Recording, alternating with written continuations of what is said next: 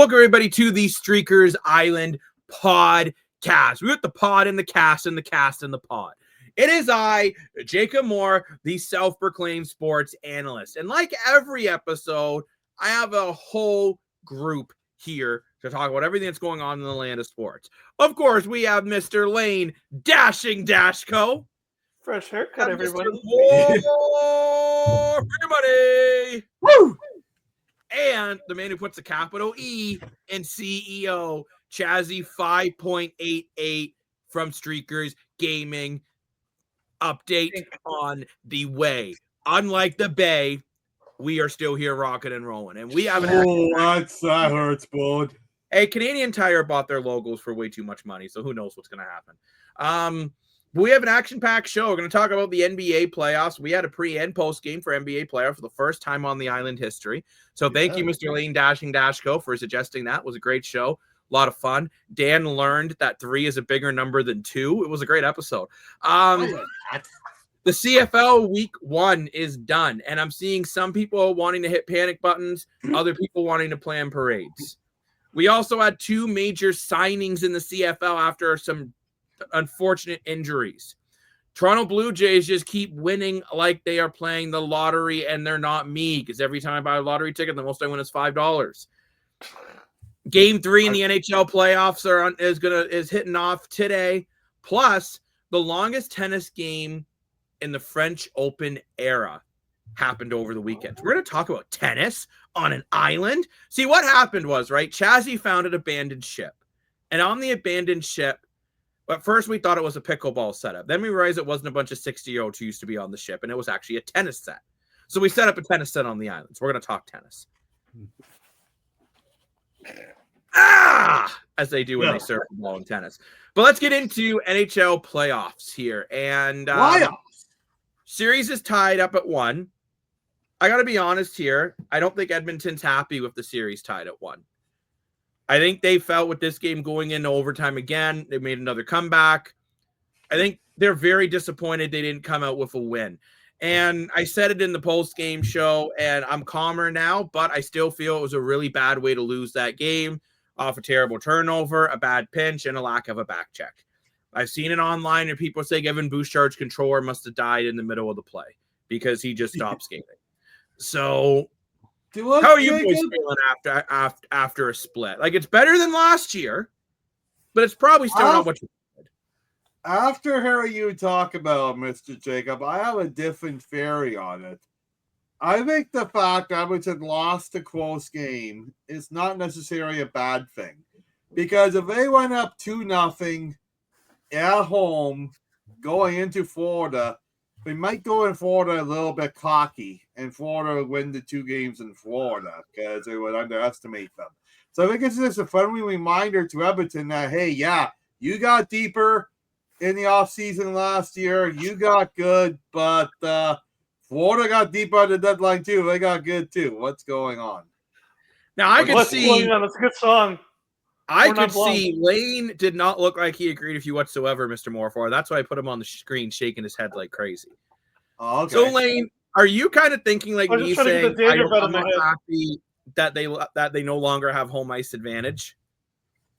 I think I'll be honest. I said it in the post game, not changing my mind. I think it's a deflating loss, and I hope I'm wrong, but I kind of have a feeling, like I said when the Leafs lost to the Panthers in Game 3. I think this is a critical loss for the Edmonton Oilers. You lost at home in a game that you looked like you were dominant to start that game. You had a lot of momentum. You needed some key saves in that game. You didn't really get it. The Florida Panthers kind of ran your show in the second period, started finding their game again, getting physical and getting the long change down.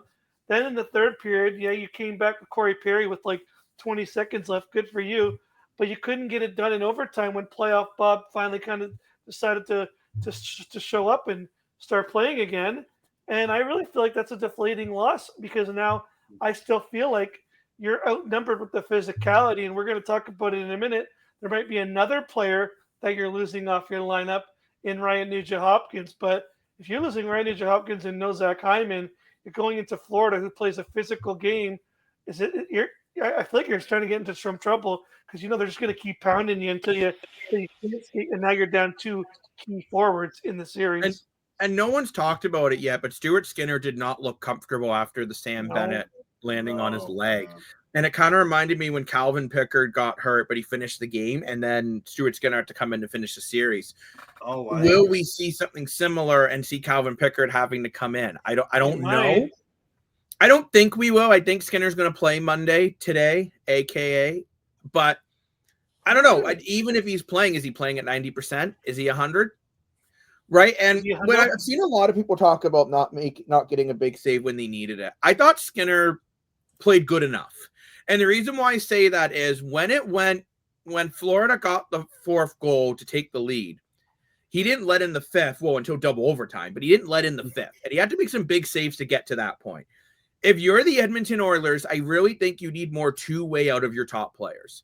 So sure, it's great. Evan Bouchard, 3 points. That's awesome. But he was also on the ice for 3 goals against. Same with Connor McDavid. Leon Draisaitl was out against for 2.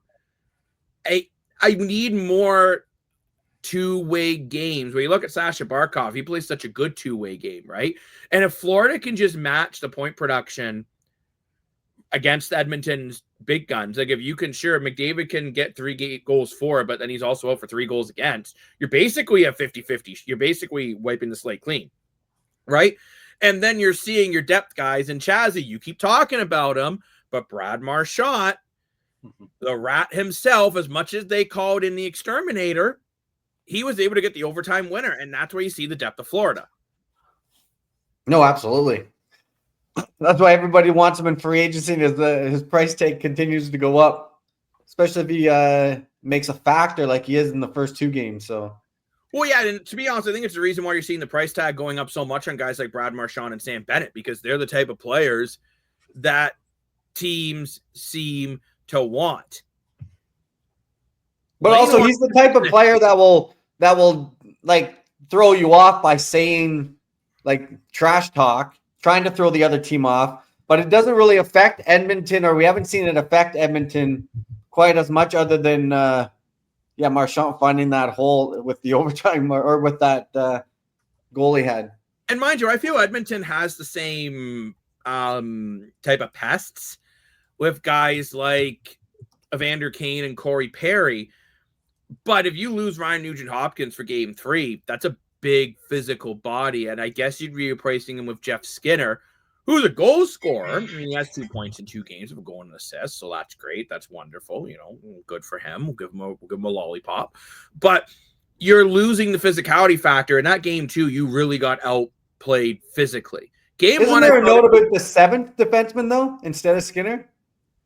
Possible? You could go 7 defensemen and then double shift either McDavid or Draisaitl. That is another option. I don't think Edmonton's defense core is really deep enough to go 7. I think you should still have a Skinner in there because he can find the back of the net. Troy Stetcher. I put Skinner in too. The thing that sucks about losing Nugent-Hopkins is he is a point-a-game player of these playoffs. I mean, everyone's so focused on McDavid and Draisaitl, I get it, but Nugent-Hopkins is very quietly playing an excellent playoffs. Now, Lane really wants to show us a towel. So, again, on the podcast, this is this is hilarious. So, for anyone who's listening on Spotify, it's a Florida Panthers rat on a towel. So, it's basically the Brad Marchand towel. And, Lane, what's the story behind this towel? So, this is like, since everyone's calling them the Rats, they're going with game 3. They're saying Rats rule. But what's really cool, and I didn't notice this, is, and I'll see if you can see my mouse here. If you look in certain spots on the towel, they actually troll all the teams they beat. Right here is a maple leaf in the ear for the Leafs. Down here is the lightning bolt for the Tampa Bay Lightning. And right on the stick of the tail of the stick is the logo of the Carolina Hurricanes. I think this is really cool. It's very hard to see, but if you sweet. I see it. If you look up this Game 3 towel, for those who are not on Spotify, if you look up Game 3 towel, it's a picture of a rat holding a hockey stick, and the towel says "Rats rule the kingdom." It's basically a rat wearing a hockey equipment here, and in the logo, if you look in the ear, you'll see the leaf for the Maple Leafs. on the tape of the stick, you'll see 2 logos for the Hurricanes, and down towards the bottom near his feet, you'll see a Tampa Bay Lightning logo. So they kind of did this to troll all the teams, and I really like that they're kind of rolling with this. Like, since everyone's saying they're a bunch of rats, why not roll with it, right? They got the rats. 100%. Yeah. Yeah. I will say That's Florida, awesome. I think, has done a very good. It's kind of like when the Carolina Hurricanes are being called a bunch of jerks. They're like, fine, we're jerks. I think the Florida Panthers are like, fine, you think we're dirty rats? Fine, we're dirty rats. Right? But in the playoffs, we've seen that's what wins games. And what also wins games is goaltending. And we all talk about playoff Bob, but I think the scary thing is for Edmonton, and that overtime, I think for the first time in this series, we saw playoff Bob. And that is concerning. Because if you're the Edmonton Oilers, the reason why you went down 3-0 in that series before was because you just could not beat Bobrovsky last year. And if Bobrovsky gets hot and goes on a run, you are in a lot of trouble if you are the Edmonton Oilers. Because you're built around scoring. I don't think Edmonton wants to win these games 2-1. I mean, I guess they just want to win. They don't care. But I think if you're the Edmonton Oilers, you want to win. You want to score because that's the way you're built. It's the way you were designed, right? They need an update to get to their defense. Maybe, Chazzy, you can call Chris Knoblaw and send them your updating software.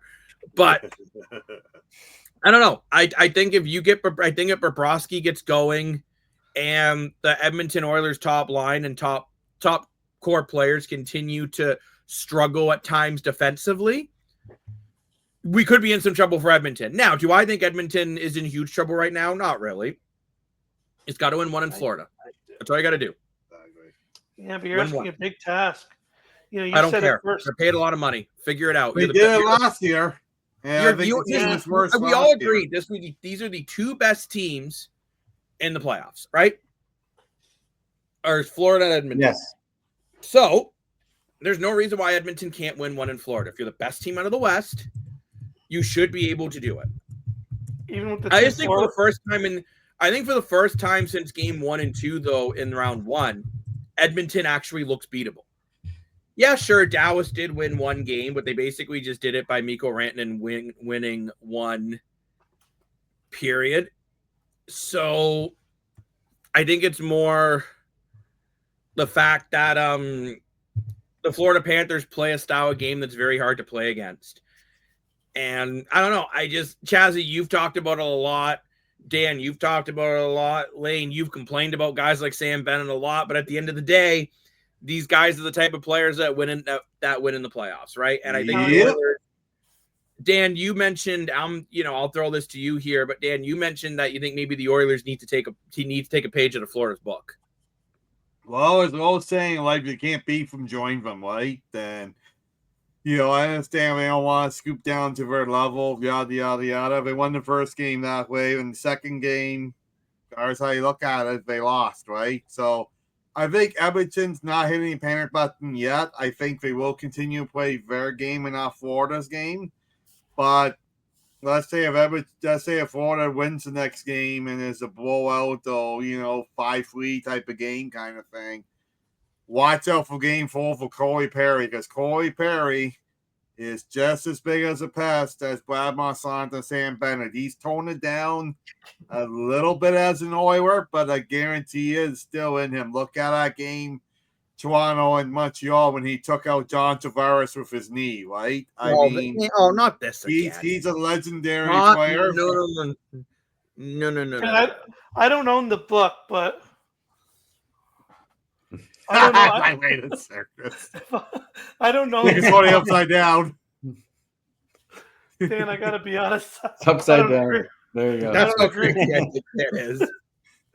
No, I don't agree with that. Corey Perry, I don't think he's nowhere even close to the level of ratness that Brad Marchand or Sam Bennett is. Like Brad Marchand and Sam Bennett are so much rats. The movie Ratatouille, they were originally cast to play the rat. I agree with you, Lane. Corey Perry is not at the same level. However, Corey Perry's the closest thing that Edmonton has. No, he's not. It's Evander Kane. If you're talking anyone that's going to get under everyone's skin the most, it's Evander Kane.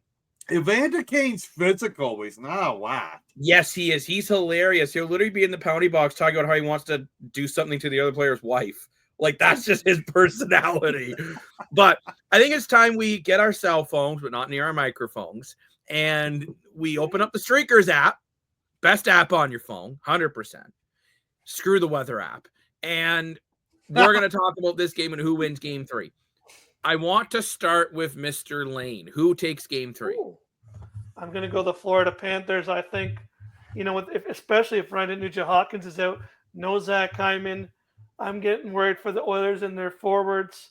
I know you could put in Jeff Skinner, but again, Jeff Skinner at his age, he could be easily taken out, especially if he doesn't play a lot. I'm getting worried about the physicality from these Florida Panthers. I think they're going to just keep picking it up and trying to wear this team down. I'm going to take the Florida Panthers for game 3. Mr. Moore, for your money, who are you taking? Well, Mr. Dasco, I'm going to challenge you to a Streakers rivalry because I'm going with the Oilers. I do agree if they lose for Moose, it will be a ding in the lineup. However, Skinner, not in Edmonton, but in years past in Buffalo, was a 40-goal scorer. The 2 games he has played in the playoffs, he's looked very good with 2 points. I think he wants – this is his first playoff one ever. I think he wants to win the cup and not just win it by sitting on a bench. I think he wants to make a difference and prove that he's playoff worthy because, I don't think he's under contract next year, right? So, and then you look, even throughout the Edmonton lineup. If Ryan Nugent-Hopkins is out, you look at someone like Victor Arvidsson. Maybe it's time for him to step it up another or not. So, I don't think Brown Kaepernick can step up another notch. He played incredible. But either way, I'm taking Edmonton. Chazzy, I'm going to let you go last today since I know the update's still working in through your bloodstream. I'm assuming you just donate blood every 5 seconds, and that's how you keep getting updates in yourself. But oh my gosh, I'm going to take the Edmonton Oilers for one reason and one reason only. Whenever Stuart Skinner has a mediocre game, you know what he does? He usually has a really good game next. I think right. Skinner's going to steal one here. This hurts me to say a little bit because I used to be on the train of screw Stuart Skinner. Get him out of here. He's a bum. But at the end of the day, I think Stuart Skinner here is going to have a big game. I think he's going to have a big game when it counts. And he is going to get the Edmonton Oilers over the hump and get home ice advantage reclaimed. Call him the reclaimer, just like the Master Chief in Halo 4. But Jacob, is he healthy? Is he healthy, though? He will take some Benadryl and he'll be fine. If not, then you got Calvin Pickard, the AHL wonder. Good guy. Either that or you got Calvin Pickard, the AHL wonder. I think one of these goalies for the Oilers are going to have a big impact. Interesting. Mr. Chazzy 5.88 update pending. Are you going to side with Lane, Captain America Dashko, or are you going to be like Vin Diesel and think about family? And Dan and I are a family united as one to make the right decision. Come to the good side. A little bit of a hybrid. I am sticking with the Oilers, but I think this is a very important game for both teams, obviously. But Edmonton here to bounce back from that overtime loss. I'm a believer in the momentum, especially in playoffs and hockey. I think that carries over, and especially with the caliber of team Florida is, it's even more dangerous. And hoping that the Oilers can pull this out. That's why I'm saying this game in Edmonton, if you can bounce back and, like you said, Skinner can steal one, then if you do lose game 4, like we said, it's going to go 6-7 anyway. That's how you're going to get to your 6 or 7 games. I was going to say, very interesting comment, because back in our NBA post-game show, we were having debate if momentum carries to another game. I said yes, and Jacob said no. So, interesting point by Chazzy, CEO there. Now the custom props, because there ain't no streakers party like a prop party. And I'm going to go to Dan first this time. Dan, that very seldom we gets to go first, and he gets all butthurt. He says, someone else took my point. He's like Tom Wilson on a Tuesday afternoon. So, will Evander Kane get at least 7 hits? 7's a big number. 7 is bigger than 3. But yes, I think he will hit 7 hits. For anyone who doesn't get that reference in our NBA post-game show, we were talking about why teams are going for 3 points instead of 2, and we pointed out to Dan 3 is worth more than 2. So, Mr. Lane, Dashco. We talk about Sam Bennett a lot as being the pest that he is, but he gets away with a lot of pesty things that he does. And he does. Will Sam Bennett accumulate at least 4 minutes in penalties? Nobby, man, I don't know what school he goes to, but I kind of want to take classes on how to be jerk 101. I need to learn. Apparently I'm too nice. So Sam Bennett, if you're teaching, I'll take your course because I think he sits in his basement with a plastic dummy, dresses him up in goalie outfits, and finds new ways to decapitate him every 3 seconds because that guy's the master. He's the master at it. But no, I don't think he will. You know, I'm laughing because there was this toy Jacob and I liked when we were kids. It was called the goalie. It was this big bubble goalie on a track that would move from side to side of the net. So I'm just picturing Sam Bennett with the goalie in his basement and just practicing knocking it out. So, no, but in Mr. all seriously, Jazzy, like, no, 5.88.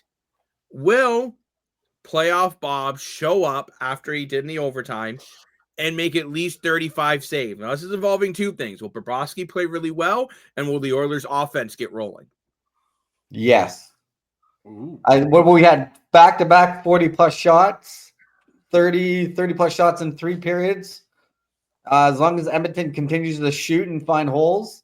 And I don't think Florida's blocked as many shots as they have in the first 3 series. So I'm hoping that, like I said, I'm hoping Edmonton can carry the momentum that they're able to bounce back here and handle the wave of momentum that Florida obviously has after that overtime win. Now, I'm going to take my prop and continue on the goaltending. And mine was, will Stuart Skinner allow 4 goals or less? Because he's allowed 4 at least in both games. And I'm going to say he's going to allow less than 4. So I think as long as he's healthy, and Dan, I'm sorry that I'm very boring to you. That's what happens when I offer him a coffee around 8. He's like, I don't need coffee. I'm going to play Gran Turismo.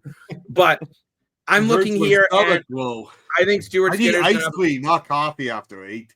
Anyways, I think Stuart Skinner's going to have a big game in this game and be a big difference maker for the Edmonton Oilers. Or you know what? I've said it, whether it's Stuart Skinner or Calvin Pickard, one of these guys is going to come up with a big game. Pickard's 6-0.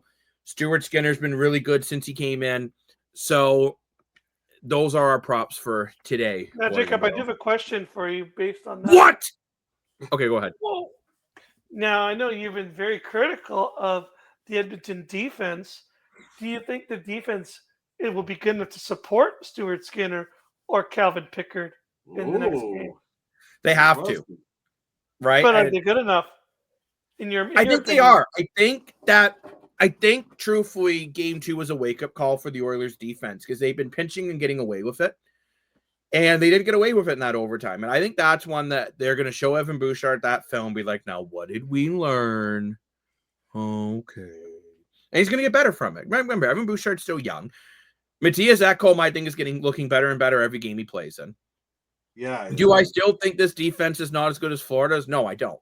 But I think it can be better than what it was in Game 2, and it will be in Game 3. Interesting. So are you bringing 7D or are you bringing Skinner in? Ooh, if Nugent Hopkins not going. 7D, I like the sound of that. I'm going 7D and bringing Troy Stetcher back into the lineup.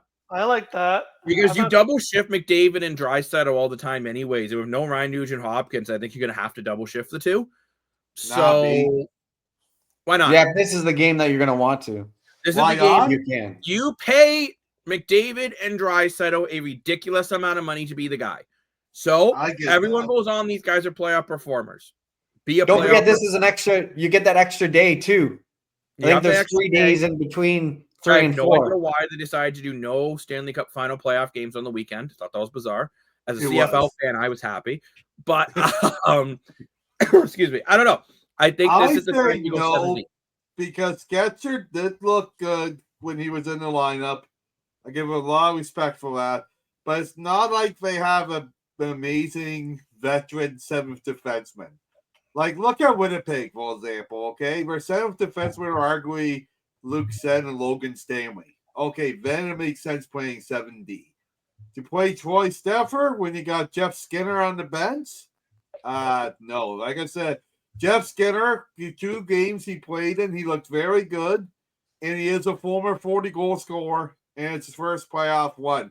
I think especially when you lose guys like Zach Hyman and Ryan Nugent-Hopkins, you need someone to replace those offensive numbers. I can see your Fair point. enough. I don't agree, but I can see your point. Lane, since we're going around the room here, what do you think? Would you run 7D, or are you bringing Jeff Skinner in the lineup if Ryan Nugent-Hopkins can't go?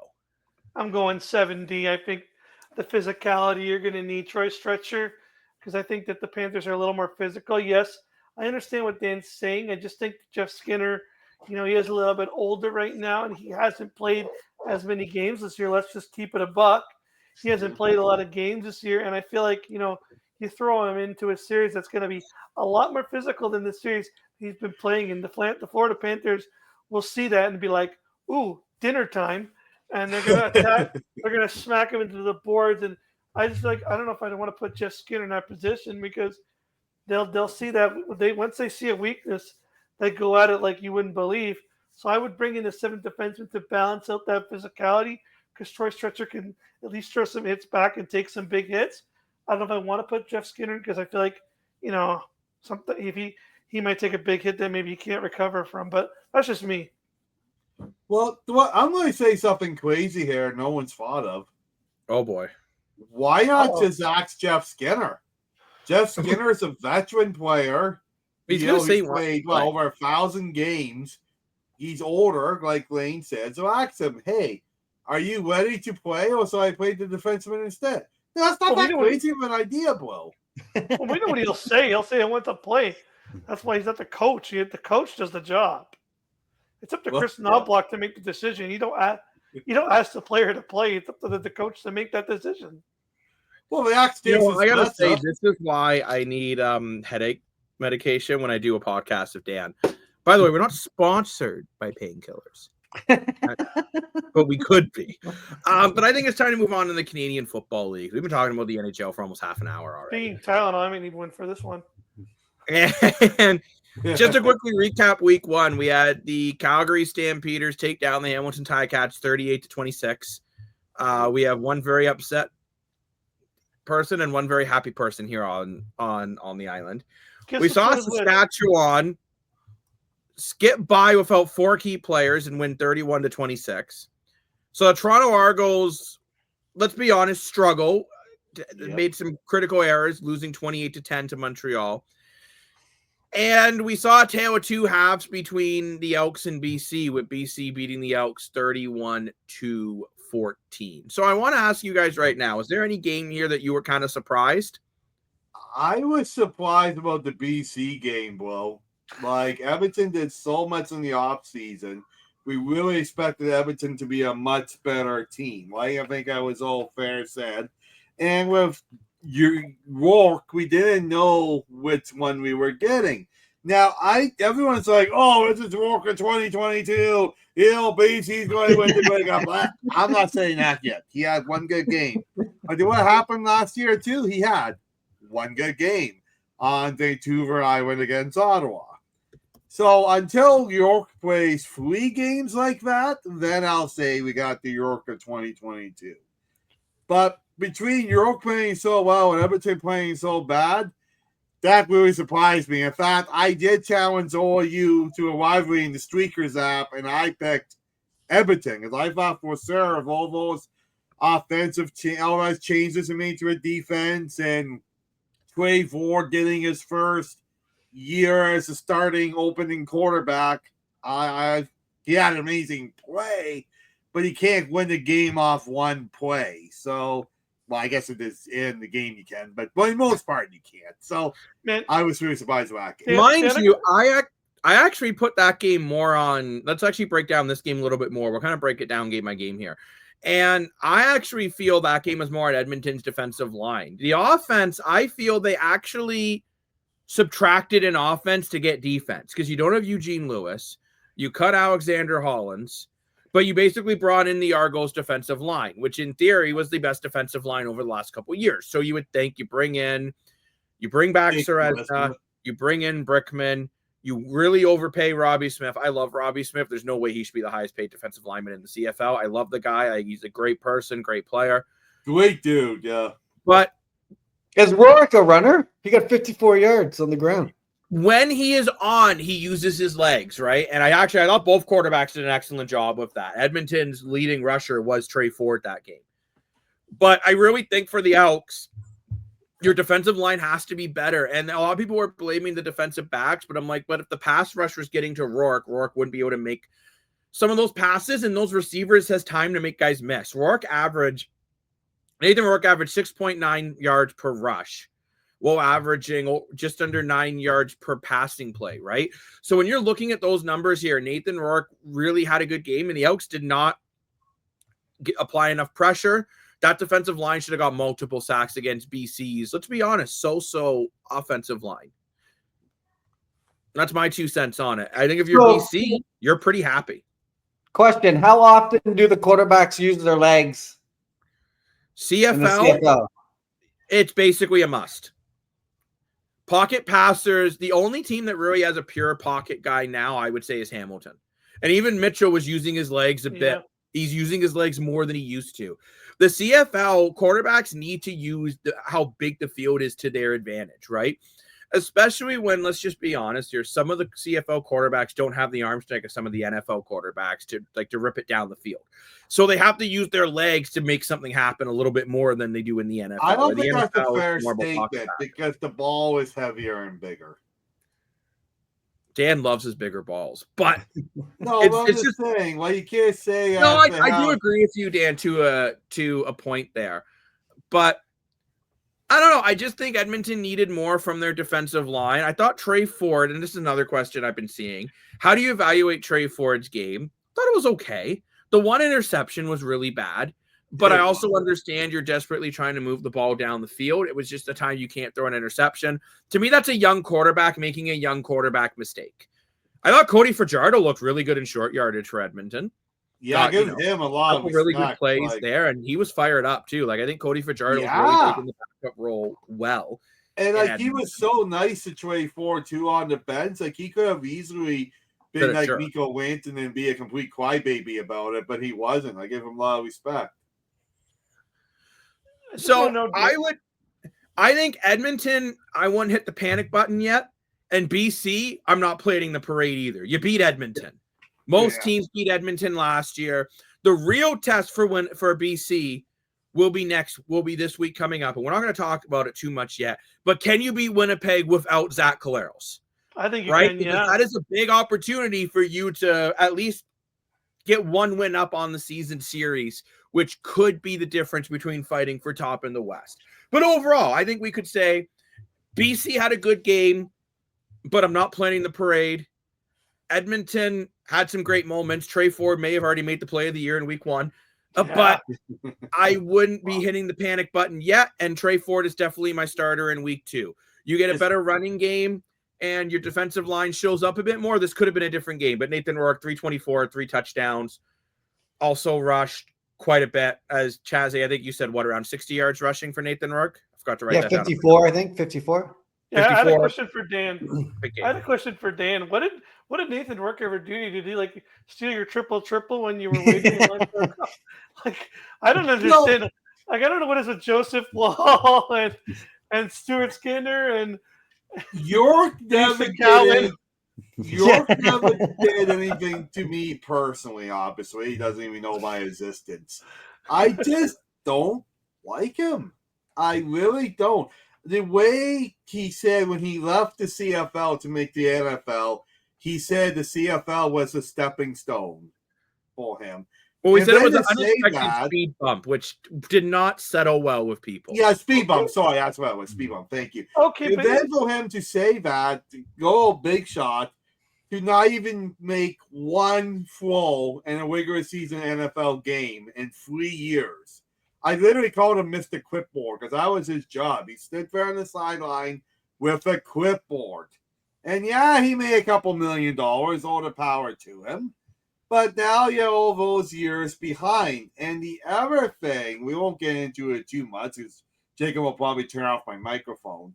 but he was very critical of another player situation in the CFL that I did not agree with.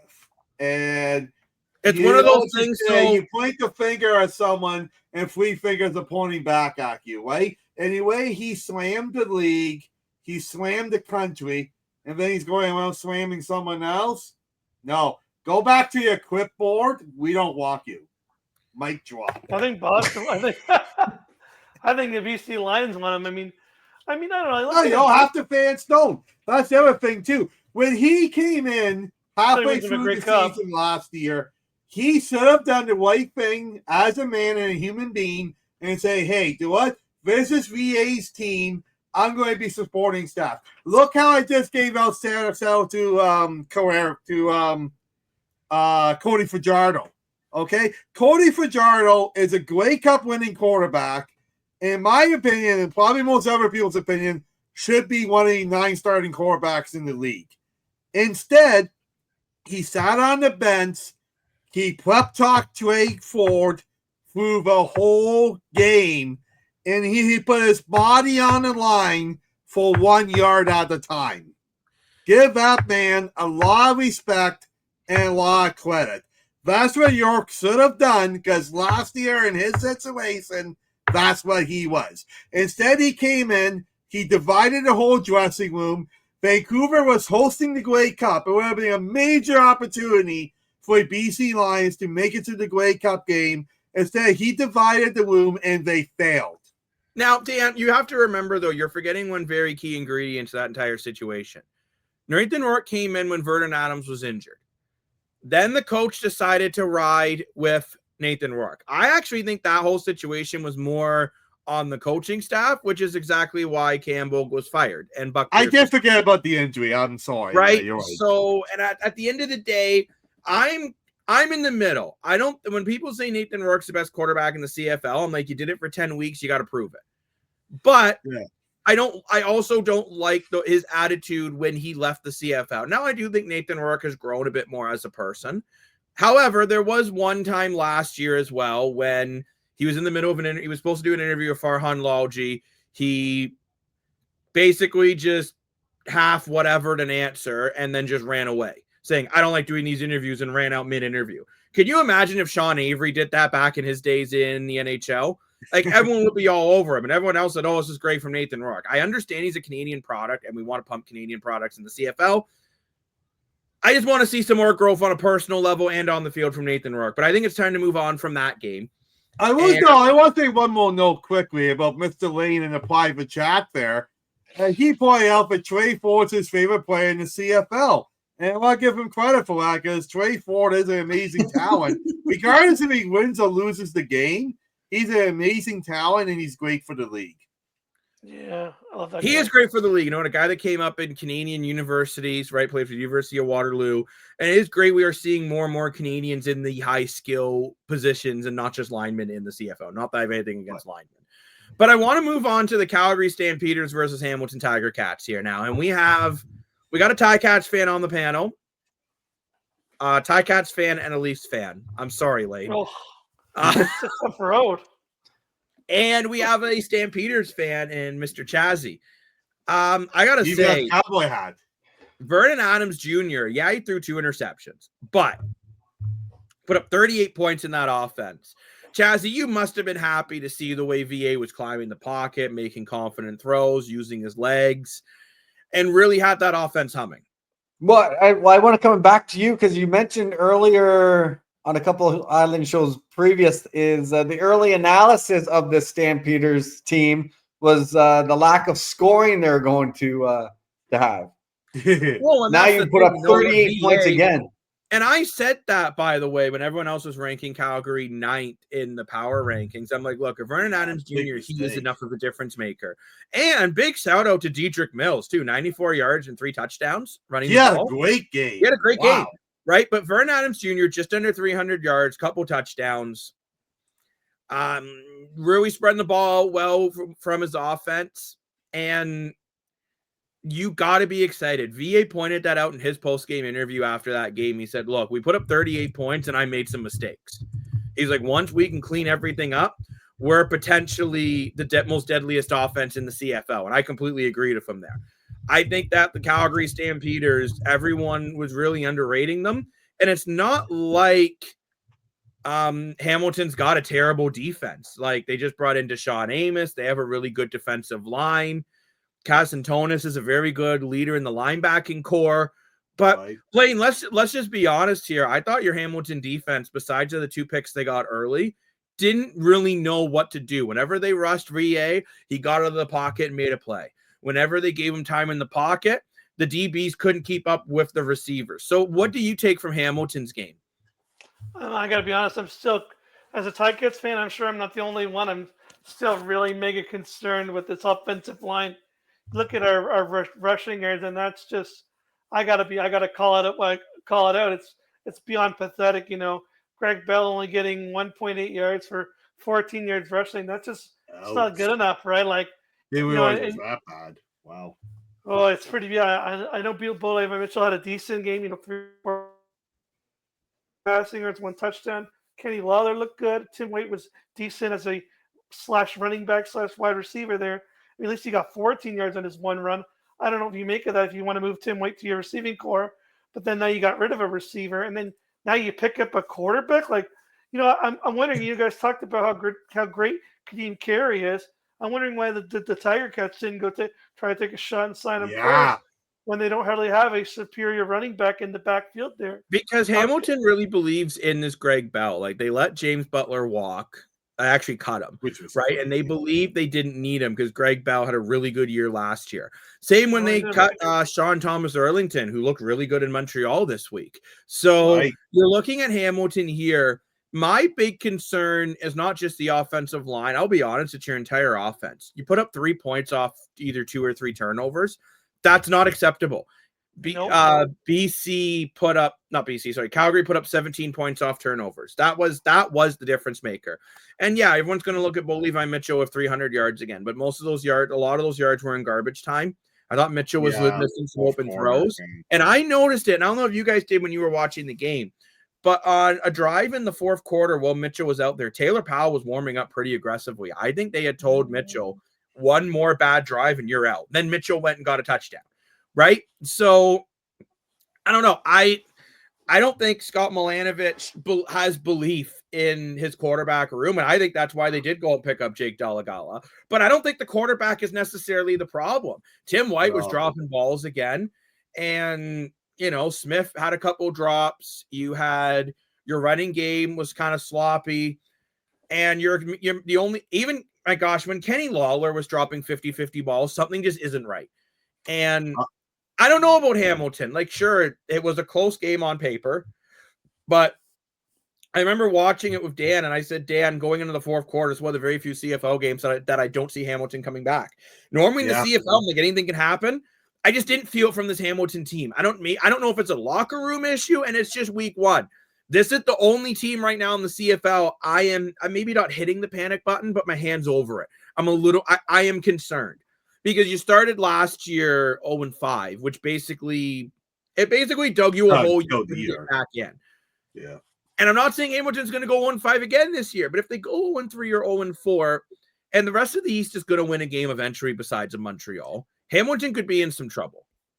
Do what I found a problem with Hamilton was when they did that. I think they went for it or something on 3rd down, or they did a trick play. I forget the exact play, but Moranovich at the sideline just completely flipped out, like lost his crap, like threw his headset, threw his clipboard.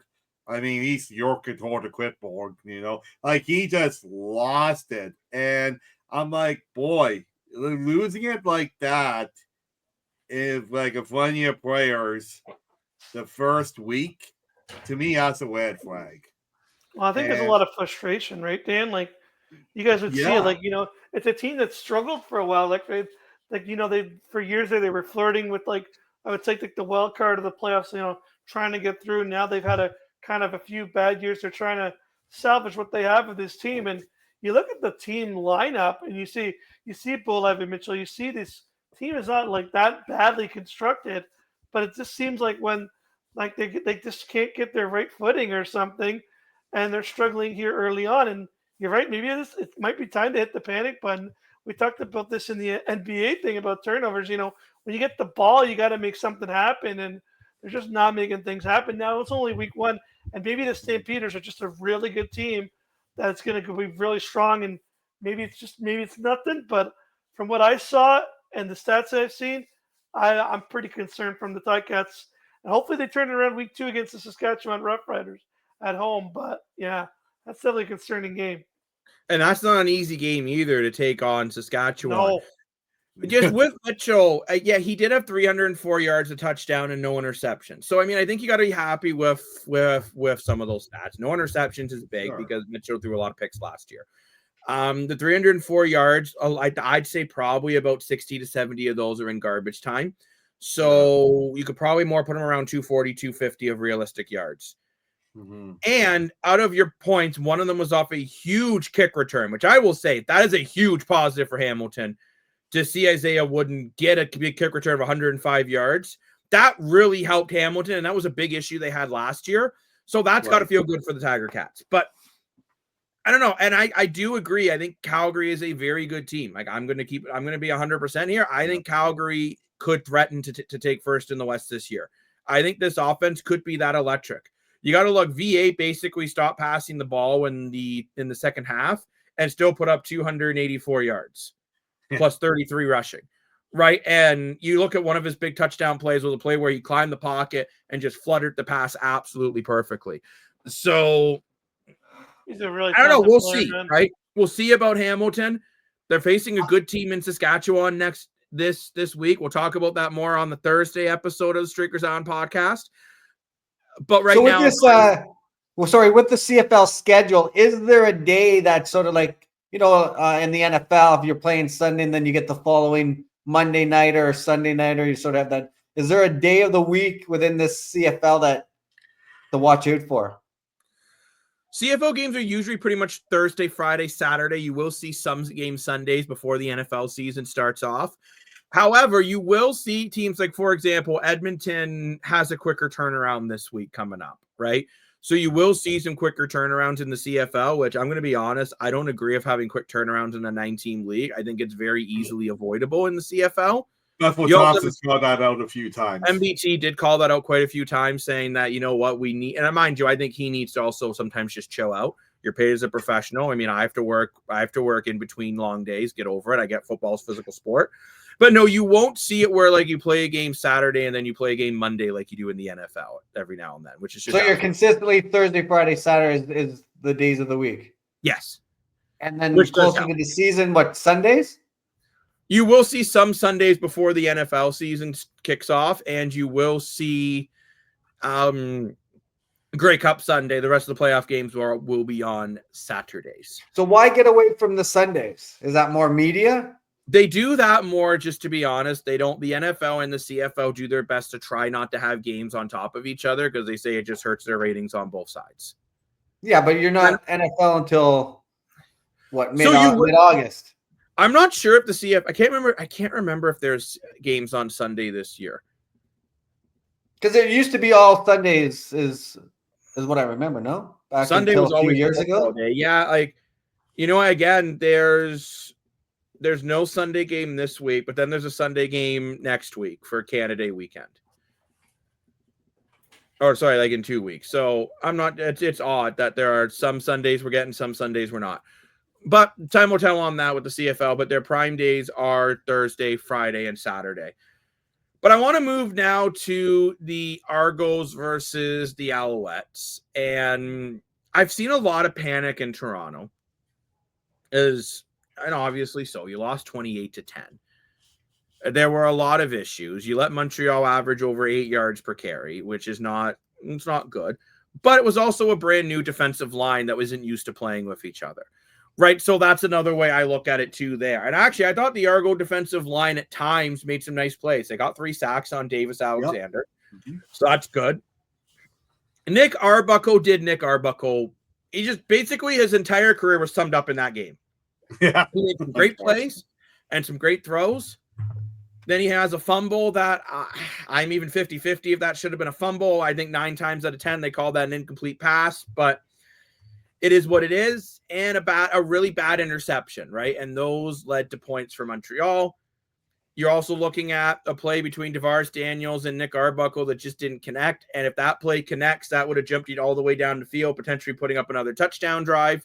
In my opinion, Montreal, they won, obviously, but I feel like Toronto more lost this game than Montreal won this game. Like, everyone's going on, the Alouettes look like a powerhouse again, da-da-da-da-da-da-da.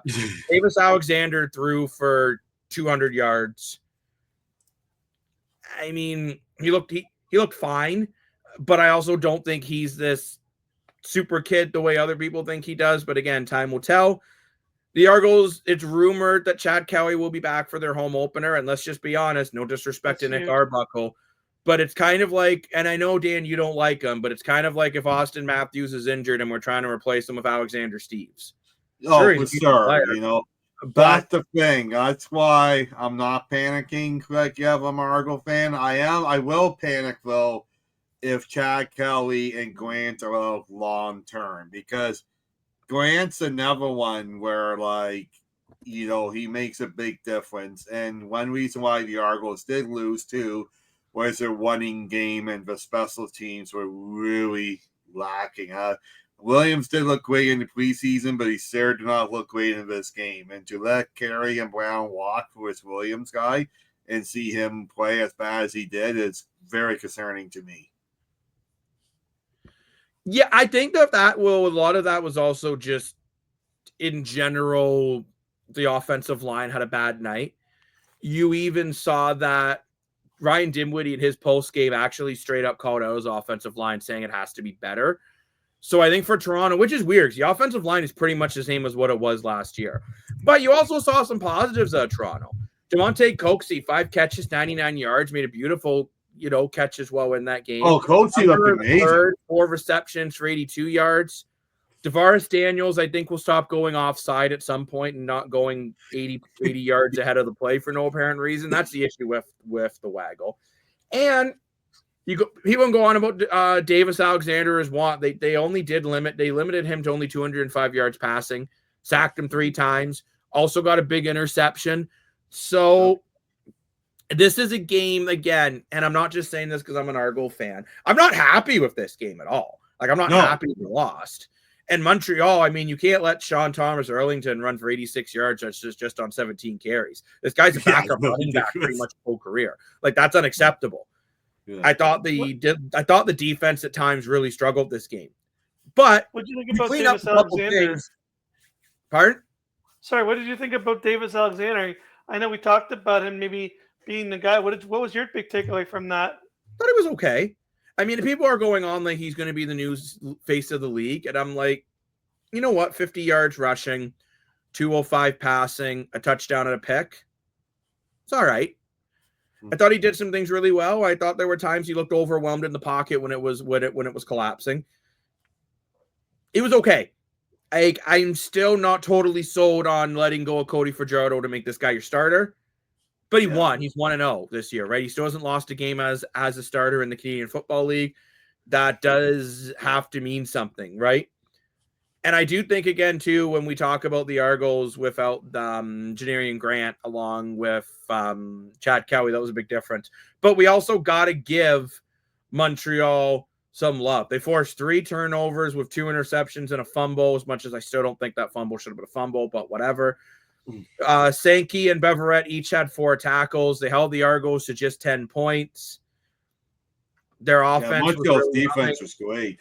Tyson Philpott had a nice game of 48 yards and a touchdown. This is what Montreal does, though, right? They create turnovers, and that turns into points. Like, I think the Alouettes pretty much did what they wanted to do. Alexander did bang up his knee a little bit, so maybe keep an eye on that if you're an Alouettes fan. But I'm not hitting the panic button if I'm Toronto, but I'm also seeing Alouettes fans planning the parade. I'm not planning the parade yet either. It's week 1.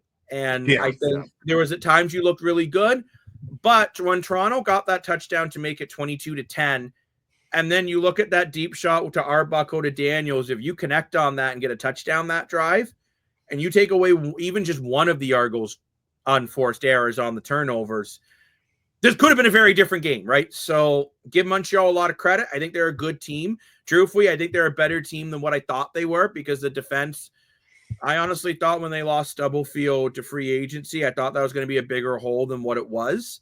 Well, Montreal got Oakman there, right? Now it's And he had a big impact. He looked really good on that. That was a huge addition. No one saw it coming. I thought for sure if he was going to make a comeback to CFL, it would be with Toronto, but I guess the salary cap issue. So having Oakman in Montreal is a huge addition.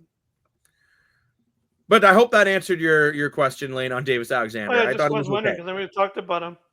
Yeah, for sure. Good question. I thought he could have been. I thought he was good enough. Is kind of my outlook. And maybe for Montreal, they don't need a superstar quarterback. They just need someone that can do those around 180 to 220 yards a game and not have a bunch of mistakes. Maybe that's all they need because they're so good defensively. I don't think they're going to be able to limit teams to 10 points all year, which is also in the CFL. That's very strange to see only 10 points being put up. It's a very high-scoring league. Every other game, we saw at least 2 touchdowns or a lot more. But overall, yeah, Montreal looks pretty good. I think if I'm Toronto, though, I'm not hitting the panic button. Excuse me, just yet.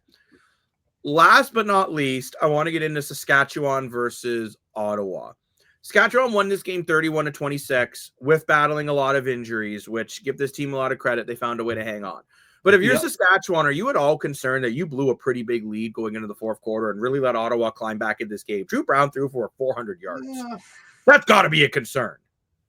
And they weren't. I don't know. I'm not that concerned. I think it shows how good of a team Ottawa is. A lot of people have Ottawa straight as a bad team, and I don't agree with that. I think Ottawa looks very, very good. So I think it's more so that Ottawa is good and Saskatchewan's bad. I think Saskatchewan's a powerhouse.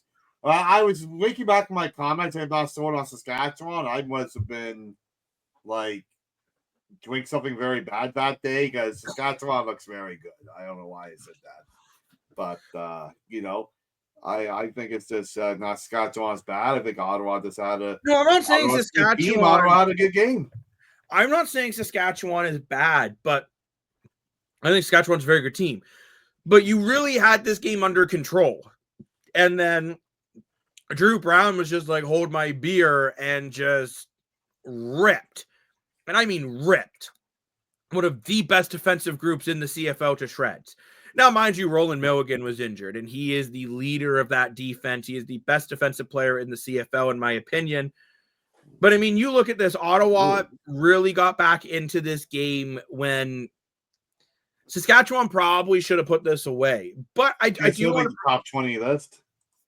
So what's the scouting report on Hardy and Addison? They seem to have the most targets, 17 between both of them, and pretty much almost all the offense of 245 yards. So they're the guys that have been there since Drew Brown's been there, right? Justin Hardy and Baron Addison. Remember, Addison was a 1,000-yard guy back in Hamilton. I'm sure you remember him laying back in his Ticat days. Really good. And he's an explosive receiver who can also play running back, right? So he's a very explosive two-position player. And Justin Hardy, he kind of reminds me of Brandon Banks with more grit.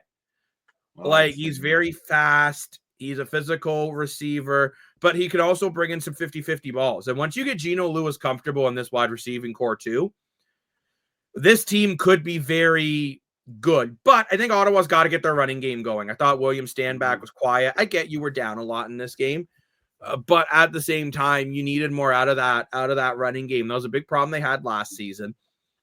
And maybe you need it a little bit more. And so Drew Brown doesn't have to drop back 41 times, throwing for over 400 yards and 2 TDs.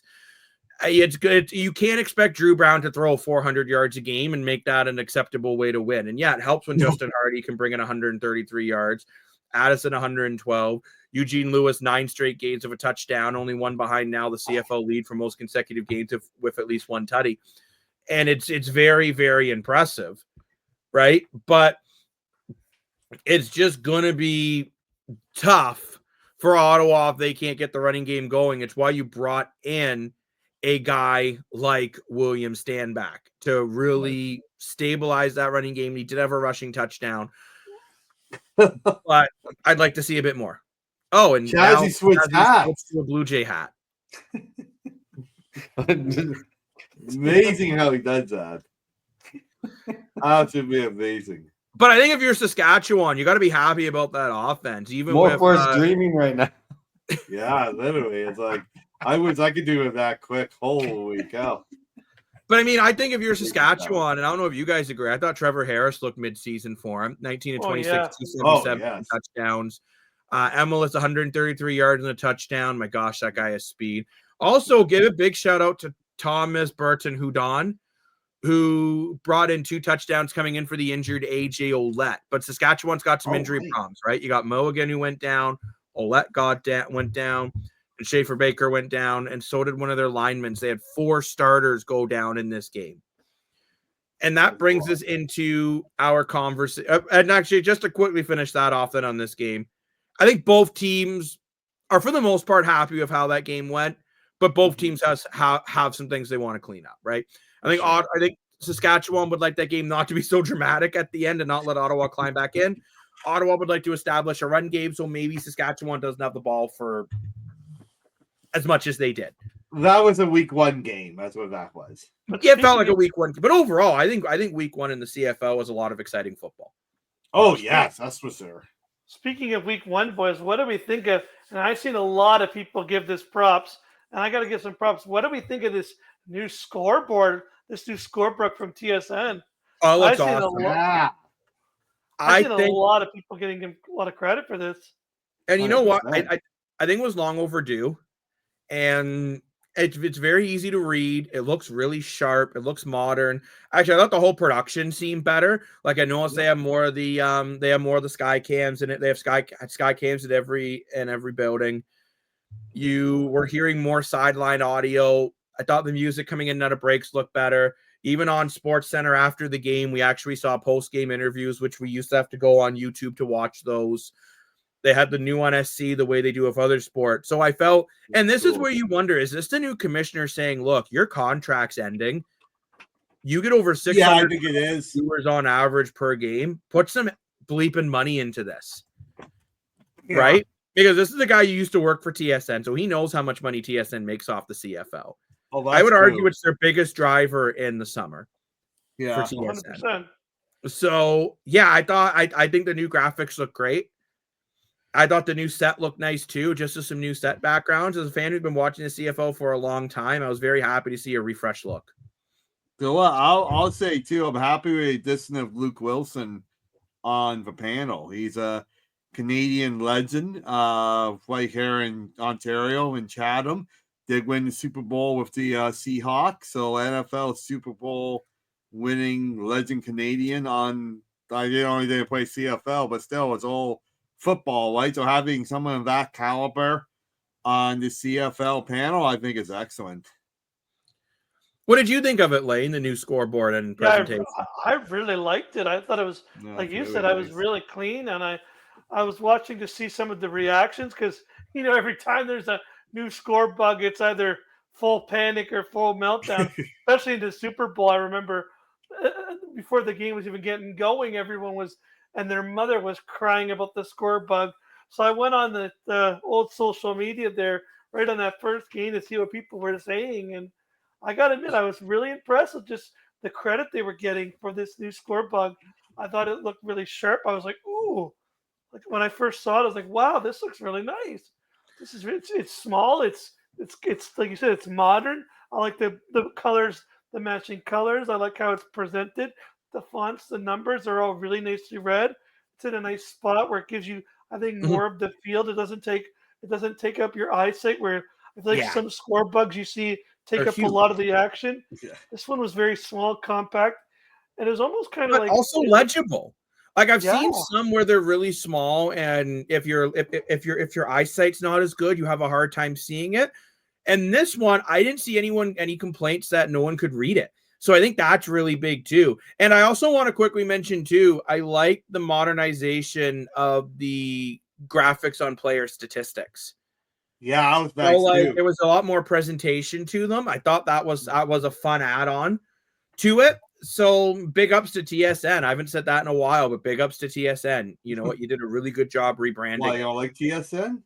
No, I just mean when I love TSN, but when it comes to the CFL, I personally I've been complaining the last 3 to 4 years, saying I don't think they do enough, and I think adding a guy like Luke Wilson, who has a cult following, and improving on the graphics and getting better audio, I think it's going to make a big difference to the league. I also noticed they're starting to do some in-game advertising, which, as whether fans like the ads or not, it's what pays the bills to keep the broadcasters open. Yeah, exactly. The future of advertising, I think you're going to see more and more advertising in-game and less commercial breaks, because that's what people pay attention to. So, speaking of advertising, we could also use some on Streaker Island podcast. You can tell Mr. More for Your Money works in sales. But I want to move on now to some signings in the CFL, and we kind of hinted at them here with Kadeem Carey going to the Saskatchewan Roughriders on a 1-year deal. We're not sure about how much at this point in time. Makes total sense. I'm with Lane. I'm surprised Hamilton didn't sign him. Hamilton's happy with Greg Bell. I don't fully maybe agree. He didn't want to go at Hamilton. Some Argos refused to go at Hamilton, but I don't know. Now, my big question is, so AJ Ouellette has a head injury, and he's got a history of injuries. Like, are the Rough Riders going to cut AJ Ouellette? Maybe. Kadeem Carey managed to stay healthy last year. He did. Put up over 1,000 yards, one of the best running backs in the league last year. Great. AJ Ouellette is known for having injury problems. And I'm going to say this, if you're Toronto, if AJ Ouellette becomes available, he had his best seasons in Toronto. He was a fan favorite. I don't think there was any animosity there. I think just straight up Toronto just couldn't afford him. Could you see them bringing in a guy like AJ Ouellette even just to add some experience to the room at a cheap price and just hoping to get cup playoffs? Toronto. He won a great cup in Toronto, and he was a big piece. Now, it'll be interesting with Andrew Harris coming in if they cut AJ Ouellette. I don't know how happy Andrew Harris will be about that, because I think that was one of the reasons why he went to Regina. I don't think he'd go to Regina for much else besides football or lacrosse. I don't know. I'm sure there's some lovely things to do in Regina, but I could see it. I could see it, but I think Kadeem Carey is a nice add-on to Saskatchewan. I think it's a great way to. I think it's a quick fix. Carey and Ouellette, they run similar styles. Carey's a little faster than Ouellette, but overall they run similar styles. And I think we saw it with that Houdon that he can also come in and take some carries for you. So yeah, I think Kadeem Carey's a great move for Saskatchewan. I'm still sad to see him go as an Argo fan. It means my conspiracy theory that they're going to bring him back is gone. Single tear shred down the cheek. But it is what it is. But it's a big signing for Saskatchewan. I think it's just a move you needed to make with your situation. My surprise, though, was Hamilton picking up Jake Delagala for the practice squad. Does this... We know that Milanovic and Mitchell have had a very I'm going to say rocky relationship. I would say love-hate. It's kind of like your one friend who has a boyfriend and girlfriend that break up one minute, then the next minute they're talking about getting engaged, and then they go out for dinner, and then they break up again. That's the way I look at Mitchell and Milanovic. Is Jake Delagala become the starter in Hamilton? God, I hope not. Actually, as an Argo fan, I hope so. But for your Tiger Cats, I hope not. But could this be they are more looking at, look, this is Mitchell's last year, and we need someone else ready to go, and we need a backup for Taylor Powell. I think Taylor Powell's the future in Hamilton. But I don't even think Milanovic was happy with Bo Levi Mitchell in week 1. And if you do remember, Mitchell was actually pulled to be the starter last year. Then Taylor Powell got injured in a game I thought he was playing very well in. So what's your take on this, Lane? Do you think I'm reading into this too much of Jake Delagala? I just find it odd they're bringing in another quarterback to the practice roster now. No, I don't think it's an overthought. Like, Bo Levi Mitchell is getting up there in age. And really, when you look at the first game, you got to be honest, he didn't really play that good until really the end of that game, until they maybe had a conversation with him saying, Taylor Powell's coming in if you don't smarten up over here. And he did kind of smarten up. But again, at what point did he smarten up when the team started to let up because they already had won the game and just thought, just let Bo Levi Mitchell have some fun out there? Like, I don't know. I'm kind of with you on this one where it's like it's concerning to see Bo Levi Mitchell have such a bad start where he didn't really get this offense going until almost the late of the fourth quarter here. And Taylor Powell, who might be coming in, I think it's a short leash, to be honest, for Bo Levi Mitchell. I could see Taylor Powell jumping in and maybe this new guy, Jake Deladova, might become a backup, and maybe Bo Levi Mitchell, if he continues to play bad, maybe he gets traded. You never know. Wow. Bo Levi Mitchell was one of those weird ones. He either puts up a crap ton of points. We've seen him put 5 touchdowns in one game, and we've seen him kind of do absolutely nothing. I think Mitchell, he's got a medium-sized leash. Like, I don't think he's getting cut anytime soon. But if there's another game where he looks mediocre and you got Taylor Powell sitting on the bench who you think's your future, you got to consider it, right? Mitchell is on, I believe this is Mitchell's last year of his contract. I like him. I just think his age is I love him. I think Bo Levi Mitchell is Hamilton's best chance of winning games. I really do. Yeah. I just don't think he fits in Scott Milanovich's team.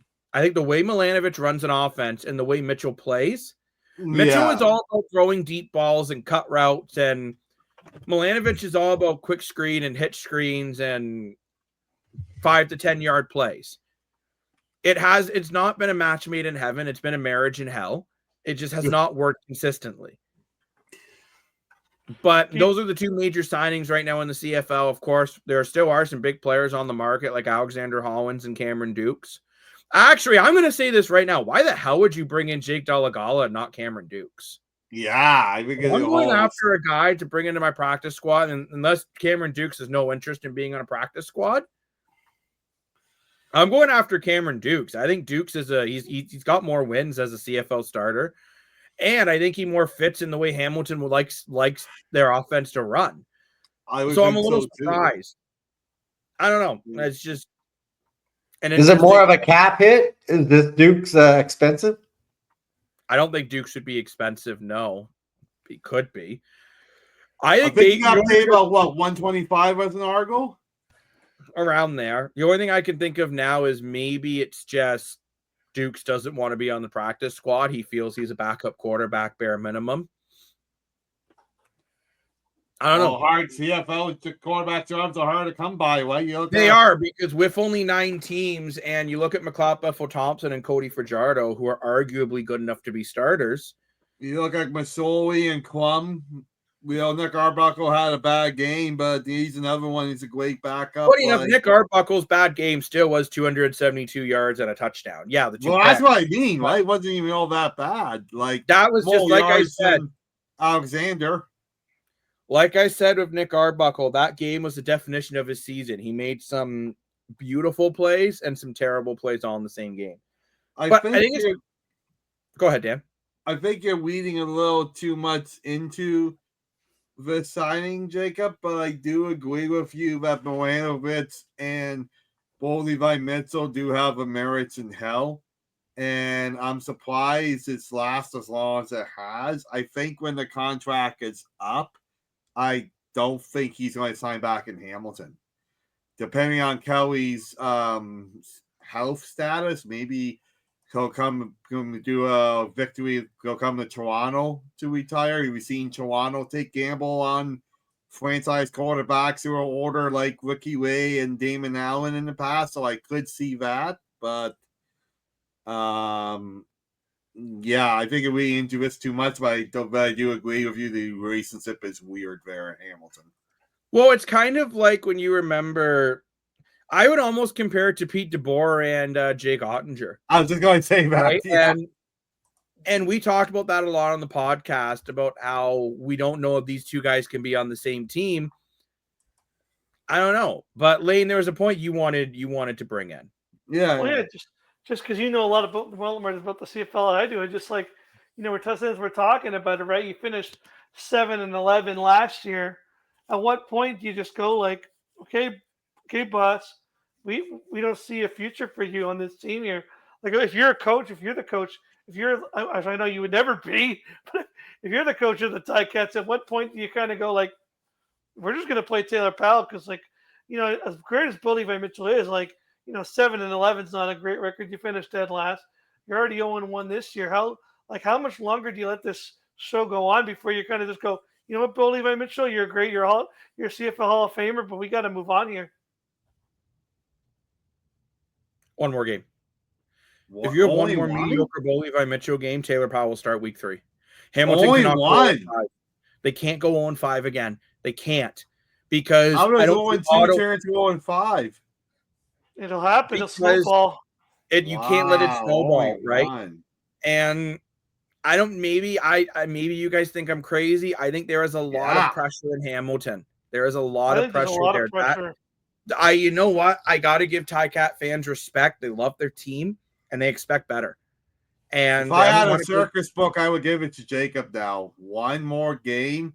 I Dan- could see giving him 2 more and games. you wanted to One. pull Joseph Wool after he lets in 1 goal, but you want to give Bo Levi Mitchell like ample opportunities to fail in Hamilton. Yeah, gotta be honest, it was Levi frustrating Mitchell's a watching that Hall game. of Fame player. I don't Joseph care. Wool's done nothing but suck.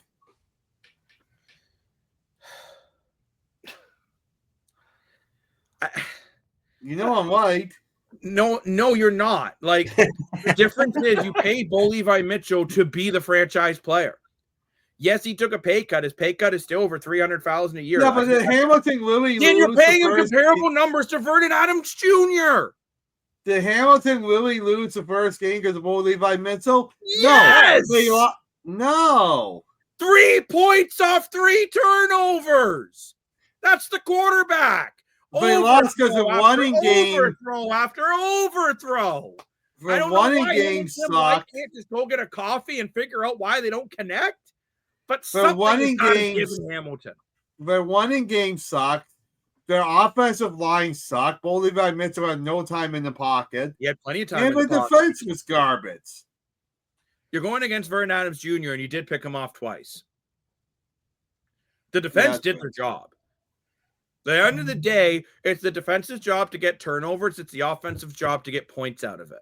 They didn't. And it's not even like in Edmonton where their kicker could kick a field goal just like anywhere. They got a good kicker. Legio's a better kicker than he gets credit for.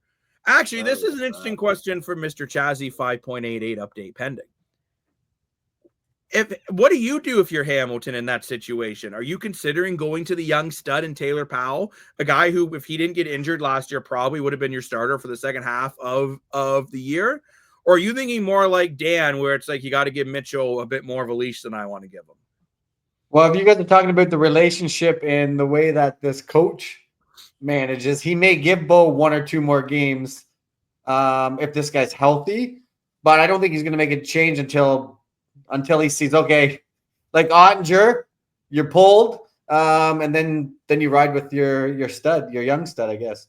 Because Taylor Powell put up some good numbers last year too when he was in, right? Like, I don't know this, and he seems But you said Bo Levi Mitchell's like one of the highest paid players, no? Is that what you said? He's up there. He's one of the highest paid QBs in the league. I think he's 3rd or 4th. So, is there any trade value for him? No. What team at that rate? What team needs him? Like, seriously, think about it. What team needs an aging quarterback? No, but what team can afford that contract too? No one. So you would cut him. You'd honestly consider cutting him. So how does that work? Salary base? Can Hamilton bring someone in? Well, they just brought in Jake Delgado, their practice squad. So in theory, you could call him up. Now, am I saying they're going to cut Bo Levi Mitchell? Absolutely not. They probably won't. But all I'm saying is if I'm Scott Milanovich, I am legitimately giving Mitchell 1 more game to play well. I'm not even saying he has to win the next game. But if you have another game kind of like this was embarrassing. You got it right. Calgary's defense isn't even that good. Like it's just okay. They're built around offense. And you're going against Saskatchewan next week. If you start 0-2, that's just unacceptable. Wow. And I think the fans are going to call for it too. Like, Lane, actually, I'm going to throw this question back to you. So you would consider putting in Taylor Powell for week 3, depending on how week 2 goes. 100% like this. Like when I was watching this, I was like, this is embarrassing. Like it's getting to a point where it's like, yeah, I like Bo Levi Mitchell, and I wish he was the guy to help us get something. But like last year was an embarrassing year, and now this year, I mean, I know it's only 1 game, maybe in 5 games where Dan's laughing at me and saying, well, you're crazy. I am a Leafs fan, so I could be. Maybe Dan's going to be giving us the book. He might be. It is early, but I'm just saying the way that game looked, the way they played 3 points in like up until almost the 4th quarter, it was like, I was like, what's going on here? I've seen everyone freaking out about the Argos offense with 2 young running backs that are going to take some time used to being the guy. and your backup quarterback in, yet no one seems to be talking about Bo Levi Mitchell only throwing 1 touchdown. I don't know. I think next week is going to be a weird game. I think it's going to be like Dallas and Colorado in the playoffs, because regardless if Hamilton loses or Roughrider loses, whoever loses will be a fail. Like Saskatchewan expects to win that game, and now that Hamilton's 0-1, they have to win that game. So it's going to be an interesting game. I don't think Hamilton necessarily has to win. They just have to play better. Yeah, well, they go 0-2. It's once early they hit in the 0-3, year. we're going to start panicking. But okay, so 1 minute you're telling me Bo Levi Mitchell should stay in forever. The next minute you're saying it's a must-win game. If something happens, something's got to give.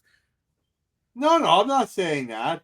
I'm just saying if they go 0-3, they're going to start kind of panicking, because it's going to be a reminder of 0-5 last year. I think 0-2, I don't think they're quite there yet. But I don't know who they played a third week, but I'll check for you. I'm checking right now. So they just played Calgary, then they play Saskatchewan, then Hamilton's got the bye, then they play the Alouettes. And I would say the Owls are the must-win games. It's in the East, but that's a tough opponent. Is it though? Yeah, I like Montreal. I think you said I don't think Montreal's all that good. I think Toronto. Their defense though is very, very, very good. Their defense is very good. Their defense is good. But I think we need to move on from the Canadian Football League. Although I mean, I could talk about the CFL till 6 a.m. But I think the boys on the island at some point want to pack it up into their tents and go to bed for the night. The bonfire only lasts so long. But let's move on to the NBA playoffs. And we did our first ever NBA pre- and post-game show. So remember to check those out on our social medias. Had a great time. I liked it a lot. But OKC, I thought, had a phenomenal bounce-back game this one, right? Like, I mean, their bench was rocking. Shea Alexander was focused less on being a one-man show and moved the ball a lot more. They used screens and pick and rolls and that kind of thing to really get the offense going. But, Lane, how concerned are you if you're a Pacer fan after seeing just kind of the pure dominance from OKC?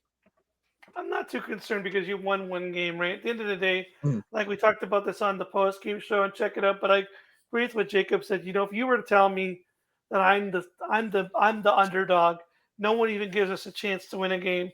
Everyone's telling me it's going to be a sweep.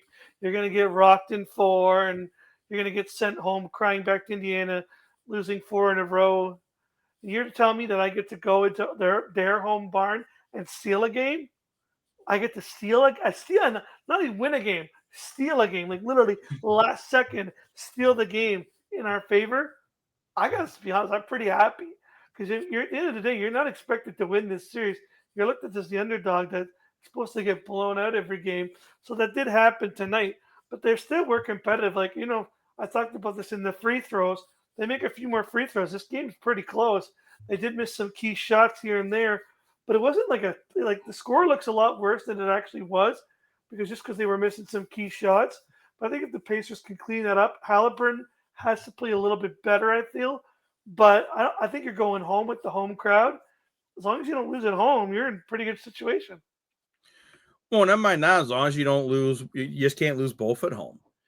If you can win one, you're taking a split. You're taking a best of 3, and you got a shot. Okay. But we kind of talked about this a lot about Halliburton, but I actually have a bit of a different random take that maybe I'll deserve the circus book for this. And Chazzy, this one's directed right at you. So look right into my beautiful blue eyes. And is Halliburton still kind of sulking from not winning that conference finals championship, you think? Because I don't think the first 2 games he's really looked that great. No, I don't think so at all. I think that's in the past, and they're focused on one thing, and that's beating OKC in this championship game.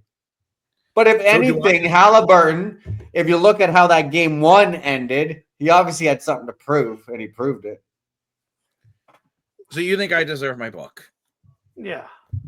I don't know.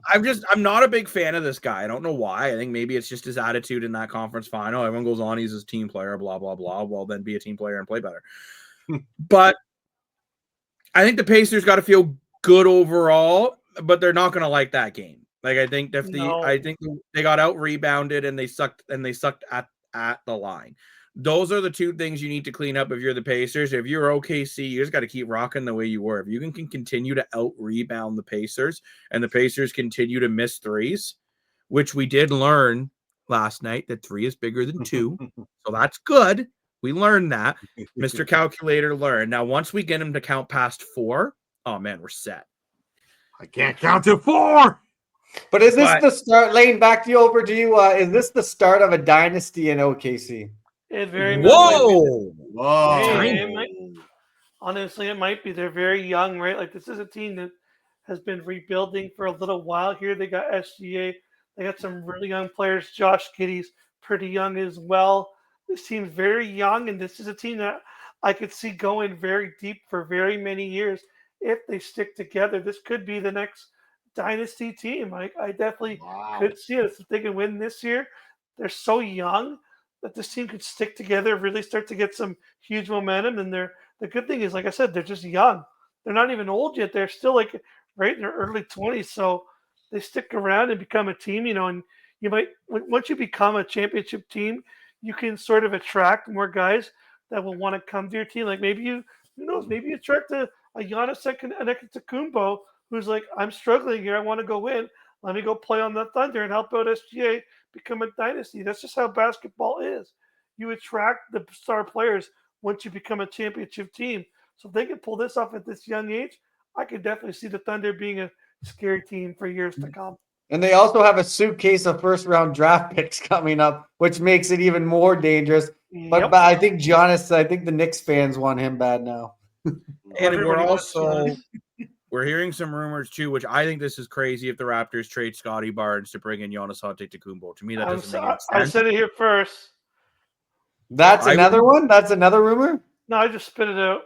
Oh. I wouldn't do it just because I think if you lose Scotty Barnes, you're losing a lot of your future. I think you got to let Quickly, Barnes, and Ingram try before I break up that core of 3. I get Masai Ujiri.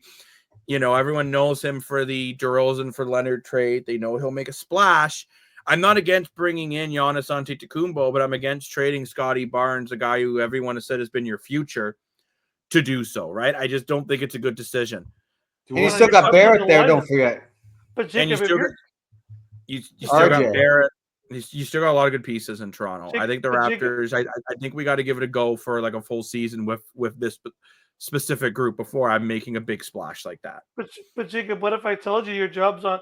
What if I came to you and was like, you don't perform, you're fired. What are you going to do? Just be like, well, I want to see it play out. You may not have time to watch it play out. You're Masai Ujiri. You got to remember, yes, he's won an NBA championship, but he really hasn't done a lot for the Raptors since. And MLSE is starting to become a what have you done for me lately sort of group, especially with the new Keith Pelly. He's not going to sit there and tolerate this mediocrity. He's kind of like a what have you done for me lately? And I really do believe that Masai Ujiri's job is starting to I think his seat's getting high. He's going to have to be sitting like this in the office because that seat's getting pretty hot. That seat's getting pretty hot right now.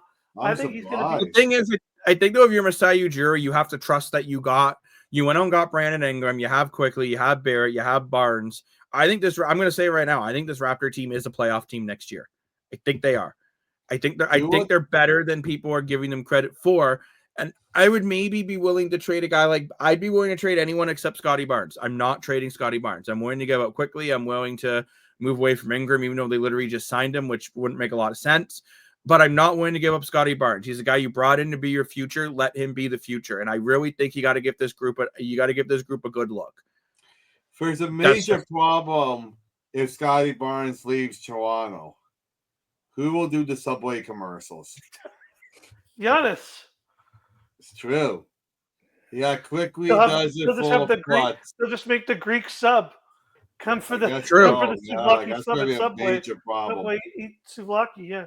Hey, do you want Scotty Barnes leave Toronto, but Streaker Island podcast can gradually take over for the Subway commercials? We're not sponsored we'll do a quarter of the place. But I want to move on now to the Toronto Blue Jays here, and the Blue Jays got his hat on. He's got his Blue Jays hat ready to go. He's been wearing it for a while. He really wants to talk Jays, and the Jays did lose a tough game to the Twins, but they won the series. They won 2-3. No. So that's good, right? Mhm. They've now won, I believe, 9 of their last 11. They're on a roll. You know, they've been playing really well. Offense, defense, and pitching. It's all finally been coming together. But the Jays have done this thing over the last 4 or 5 years. They go on this run. Everything starts to look good. And then they lose one. And then they'll go on a losing streak that basically erases the entire winning streak. Will that happen now? And Chazzy, I want to ask you, because by the way, I love that hat. It's very snazzy. Gangster. Snazzy Chazzy, we might start. I might start calling you that. Oh, that's a good one. Chazzy, what are you thinking here? Do you think that I deserve a circus book for my take on the Jays being a little concerned? Well, it's still early in the season, and like you said, these guys will go on a roller coaster here and there. And it's the game of baseball, all sort of spurts of putting these winning streaks together. But now here's a test. You got the Cards, which is pretty much the same, 36 and 29 or something like that, around the same as your Jays. Here's a good test, even though they're in the National. Good test for the ball club to see what we have to carry over, because I think the Yankees and the Red Sox are around the corner. That's right. Well, and you know, we look at the MLB, we look at the AL East standings. The Jays are only 4.5 games behind the Yankees, and they're tied with the Rays for second in the AL East. So you're 8-2 of your last 10 for the Jays. You've been playing very well. However, the Rays are 7-3, but the Yankees are 5-5. The Cardinals are a team that I agree with you, Craig. You're comparable, right? You look at your rosters, you look at your units. I think these are comparable teams. I get this is a cross-division series, but I think the series is very, very, very, look at my hair is standing up over it. Very important if you're the Toronto Blue Jays. You got to find a way to win this series. It's on the road. At least 2. Yeah. Well, that's what I mean. You got to win the series. You don't necessarily have to win all the game, all 3 of them, but you got to at least win the series. You've been better on the road of late, and I do believe they're starting a road trip here. So Yeah, they are. This is a very important series. After the Cardinals, then they go to the Phillies. Actually, no, they don't. They go Cardinals, Phillies, Diamondbacks, White Sox, Guardians, then Red Sox. There's some beautiful teams in there. Wow. They round out June. Actually, and then you face the Yankees to start July. You got a lot of beatable teams coming up. Usually they play either the Yankees or the Red Sox in the Canada Day Classic, right? Canada Day is versus the Yankees this year. Okay. Well, those are the series you got to win this year. You can't be losing 2 or getting swept by those teams. That's where you lose all your ground. I think for the rest of June, they got to at least go 500. If they can go 500 through June, and then they can win the series against the Yankees and at least not get swept by the Red Sox, you're putting yourself in a decent spot. Yes, you are. 98 wins, baby. I still don't see 98 wins. Like I said, I really hope they get 97. 86 is reasonable. Danny's wrong, but they can still make the playoffs. I think 87 is reasonable. Yeah. I think they'll probably round out around high 80s, low 90s. I've said that from the beginning, but time will tell. Because if I could turn back time, I would find a way to find the Streakers app before I did on this day. And we got to get into game 1 of this series. So make sure, again, you grab your phones, but not near your mics. And who's going to take game 1 in this series? We taking the Cardinals or are we taking the Jays? Lane, I'm starting with you. I choose you, Pikachu. I'm going with the Toronto Blue Jays. Jose Barrios is on the mound. He's had some really great outings as of late. He started off kind of rocky there at the start of the season there, getting beat up by the Baltimore Orioles. But ever since then, he's really found his ground. He's been getting about 7 or 8 strikeouts per outing. So I think he's going to have a strong outing. This team did lose today, but mind you, today was their bullpen day. So this was a skit. You can try to argue it's kind of a scheduled loss where they kind of were like, we don't have a starting pitcher, so we'll see what happens. And some good news that I heard, and I don't know if it's going to be imminent or not, Max Scherzer is starting to throw some decent innings down there. So hopefully they'll be having a 5th starter soon. I still like this rotation. I think Bassett, Gosman, Barrios can give you strong enough outings where if the team is good. But another player that I want to talk about, I'm surprised we don't see him more, is Tyler Heineman. He has been on fire this year, batting 400. Yes, he hasn't had a lot, but man, when he's in the lineup, he just seems to hit the ball. So I wonder if we'll see him at all throughout this series. I would like to see him in a designated hitter role just get him in there because, man, he's been hitting some dingers when he gets put in there, and he's batting over 400 right now, even at a limited spot. Didn't he, correct me if I'm wrong, but didn't he hit the game-winning home run the other day? Yes, he did. I thought so. Yeah, he's looked really good. Like, oh my. Chazzy has became a hat. But I will say this though. What happened to his body? He's just a floating hat now. But I am not on the Jays wagon as much as you guys are. I think the Jays will lose the first game in this series. When you win 8 of your last 10, you're probably going to go on a little bit of a losing skid. They can't lose this series, so I think they will lose the first game of the series and then try to get on a bit of a run. Also, you know who else agrees with me? The StreamYard Duck agrees with me that it has to happen. Now I want to go to the Jazz hands with the hat. And who's taken game 1 of this series? Just like the color in the bird says, the Blue Jay. What are you thinking more for? I think the Jays are taking this. I think, like I said, they had to beat opponents better for them outside the division to make the playoffs this year. If they're looking really good, they got the right pitcher. If they're on the road, they do better on the road. Yeah, I'm taking the Jays. Now it's time to get into our props. So, Lane, I want to start with you on the props. You mentioned the pitching, and you think the Jays pitching has been really strong lately. Which I actually agree with you on that. They've been doing a good job at lasting longer than 3.5 innings, 4 innings, which was a big problem last year. Will Bassett be able to pitch at least 6 innings in this outing? It's Barros, but yeah, I think Barrel, he will. sorry. It's all good. Yeah, I think he will. He's been really strong as of late. He's been having some really great outings. He's been finding his game. I think I wouldn't be surprised sneakily if he sneaks into that all-star conversation. Oh. I do think Jose Barros is going to last 6 innings, and I'm even going to go for a step further. I'm going to say he gets 8 strikeouts. 8 strikeouts. Wow. He's been getting like hot, like almost. He's been getting I think his last 2 or 3 starts.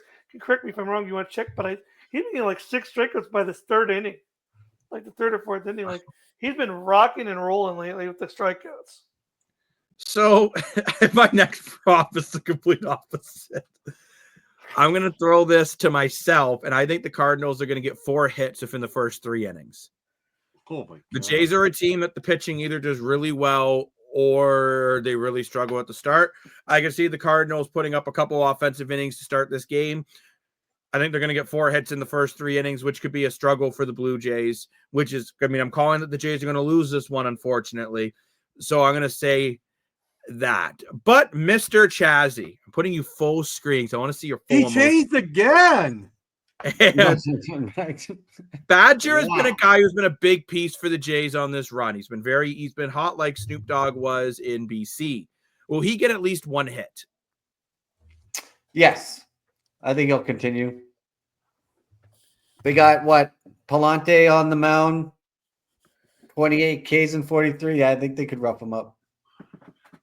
Now, I want to give the next one to Mr. More for your money. Dan, you've been calling out the Jays starters like they're star players a lot of the time, right? Saying that they need to be better, that they're like the Joseph Wool and the Austin Matthews. So will Vladdy Guerrero Jr. get at least 2 RBIs? Oh, yeah. Enough said on that. Oh, yeah. Oh, yeah. 100%, bro.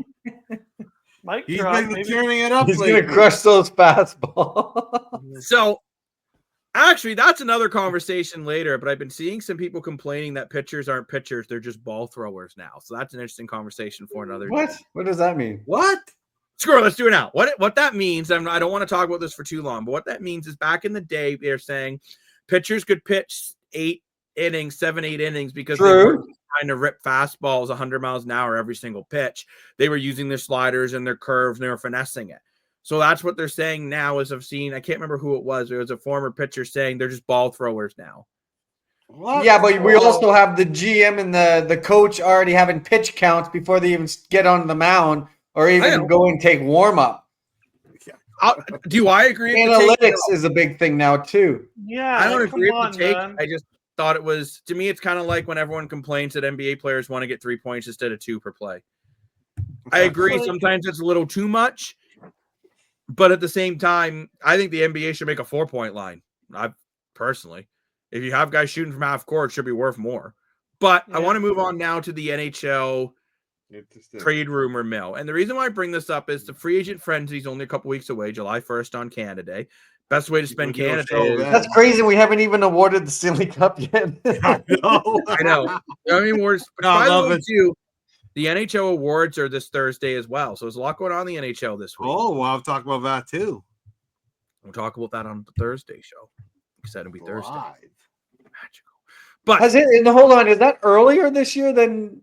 It's usually during the Stanley Cup Finals. Okay, but I want to start after because they all just congratulate the team for winning the cup. Used to be after, no?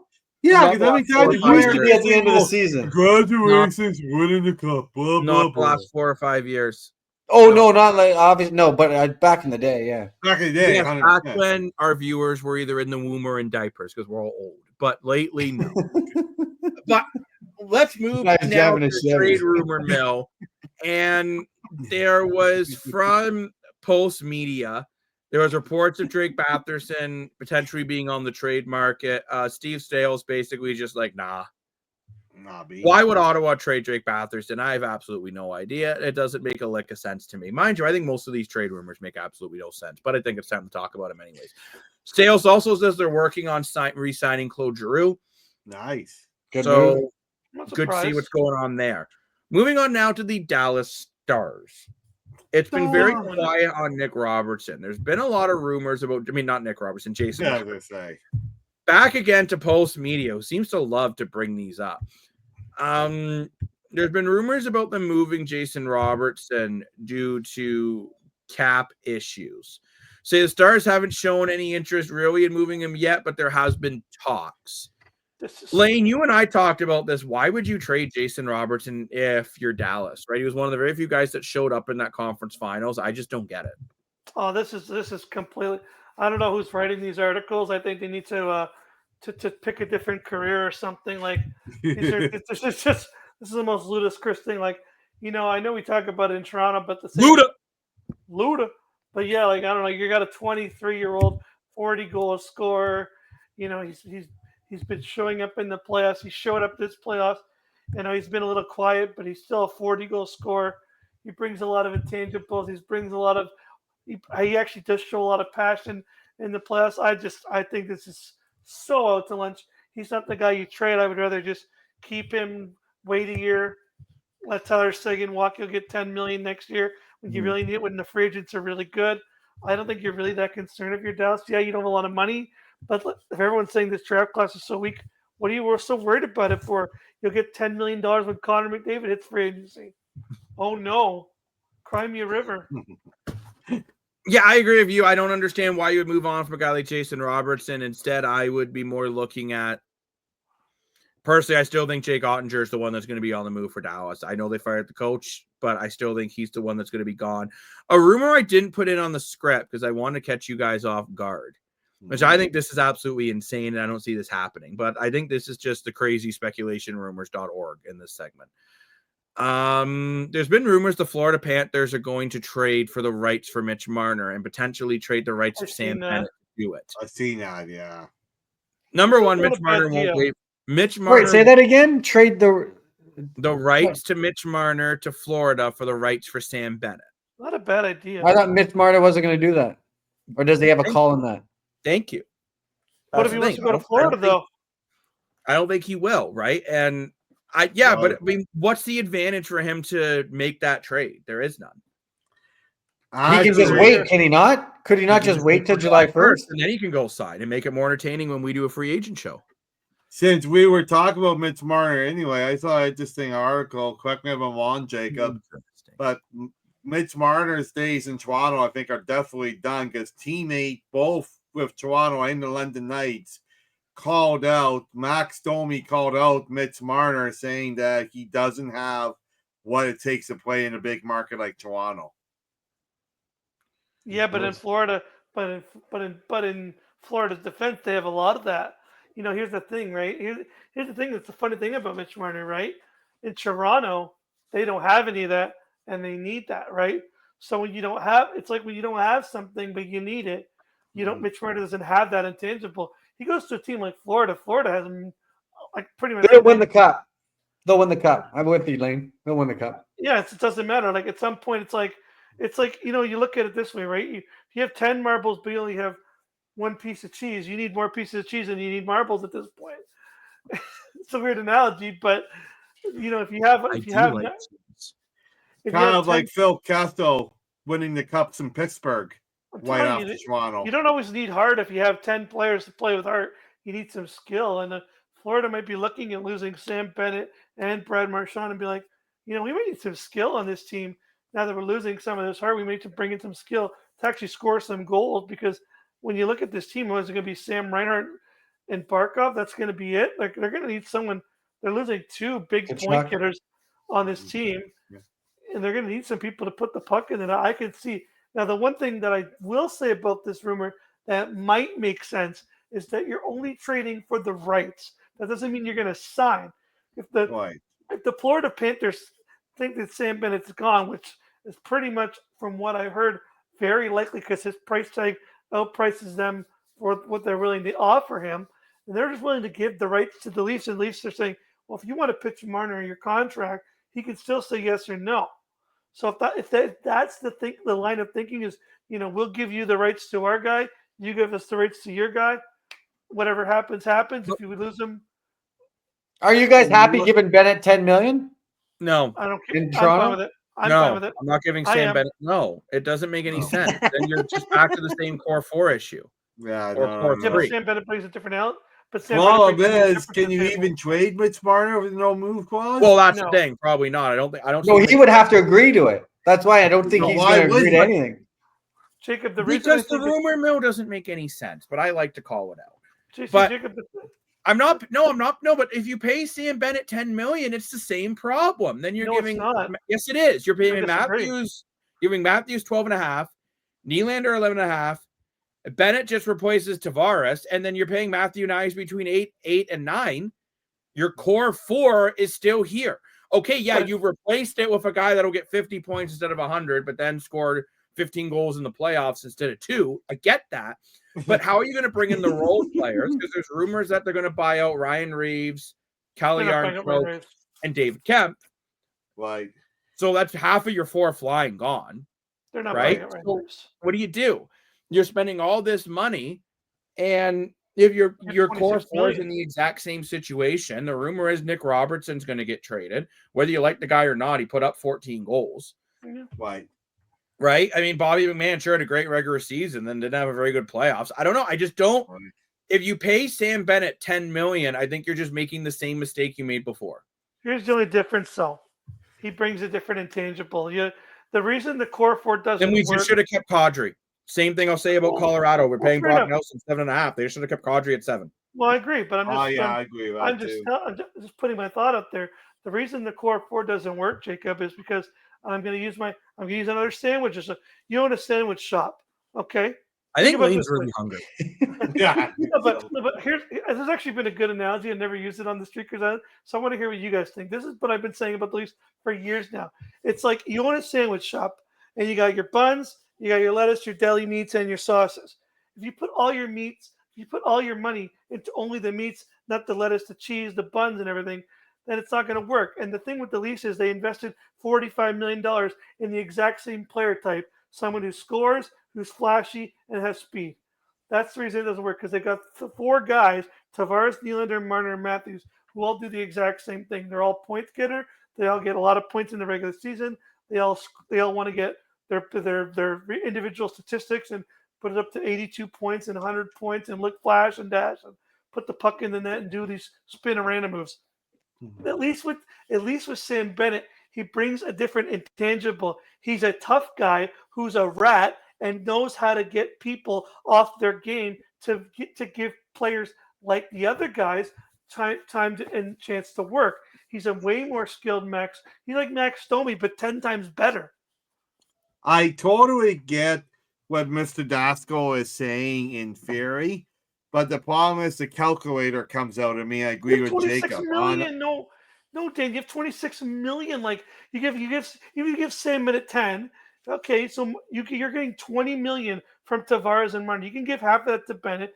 Mize, you can still bring in Apparently, Brock. But then Brock again, Lesnar. but you're in the same problem. You have $6 million to round out a bottom six, and then who's Nylander going to? And then again, who's going to be on the wing on your second line? Max Brock Domi Lesnar's- clearly can't be a third line center. So Brock what do you do? Lesnar. Are you hoping that Scott Lawton can actually be a third line center? You're not buying out David Kemp. Your Nick Robertson's going to want more than the league minimum again. The problem is you only have about $6 to $7 million to round out your bottom six. And straight up, you're going to get a bunch of players who probably shouldn't be in the NHL because you're losing Patches, realistically, right? You're not going to replace what Patches did for the league minimum. I think you're going to lose Nick Robertson. don't forget here, it's a key Bobby point McMahon's on the because last year of his contract, so you got to figure out if he's re-signing or if you're considering dealing him. even It's tough. Bennett himself said that he's not expecting $10 million. So whoever put $10 million out there is on crack. Okay, He could get it. Well, he can get it. for 50 And you points. Yeah, because Doesn't- what he does in the playoffs. All I'm getting at is Toronto can't do that with the money they're gonna have to pay Nyes, the money they're already paying Riley, the money they're already paying Matthews, and the money they're already paying Nylander. I want to ask the non-Leaf fan here. I talked to Shazzy 528, patent pending. What are your thoughts? Thoughts on your Leafs? Well, I think you guys I'm just paying need that. Bennett 10. Oh, Bennett at 10. Well, yes, because he performs in the playoffs. And he is also, they say he's one of the hardest working players on the club. So, yes, he may not score a lot, but he's obviously doing all those little things. And if we go back to whatever you want, Austin Matthews, look what he did this year. Yeah, he didn't score your 70 goals, but he was more that two-way player, which fits into your head coach's style, Berube. So he could be a Berube type of player and sort of bring in that St. Louis Blues playoff culture that they used to have when they won the cup. So it could be. I'm not crazy. Well, you always talk about changing the DNA, so that's definitely changing the DNA. Yeah, but it's I'm not changing the crazy. DNA in theory, but it's putting you in the exact same cap hell you're already in. Because if you're up, because Nyes is going to get You have no paid. playoff, you have no draft picks anyway, so you're going to be in that sort of hell for another 3 or 4 years point. anyway. He's got a Or point. Me too. do you go get a guy like Matt Duchene for 4 or 5?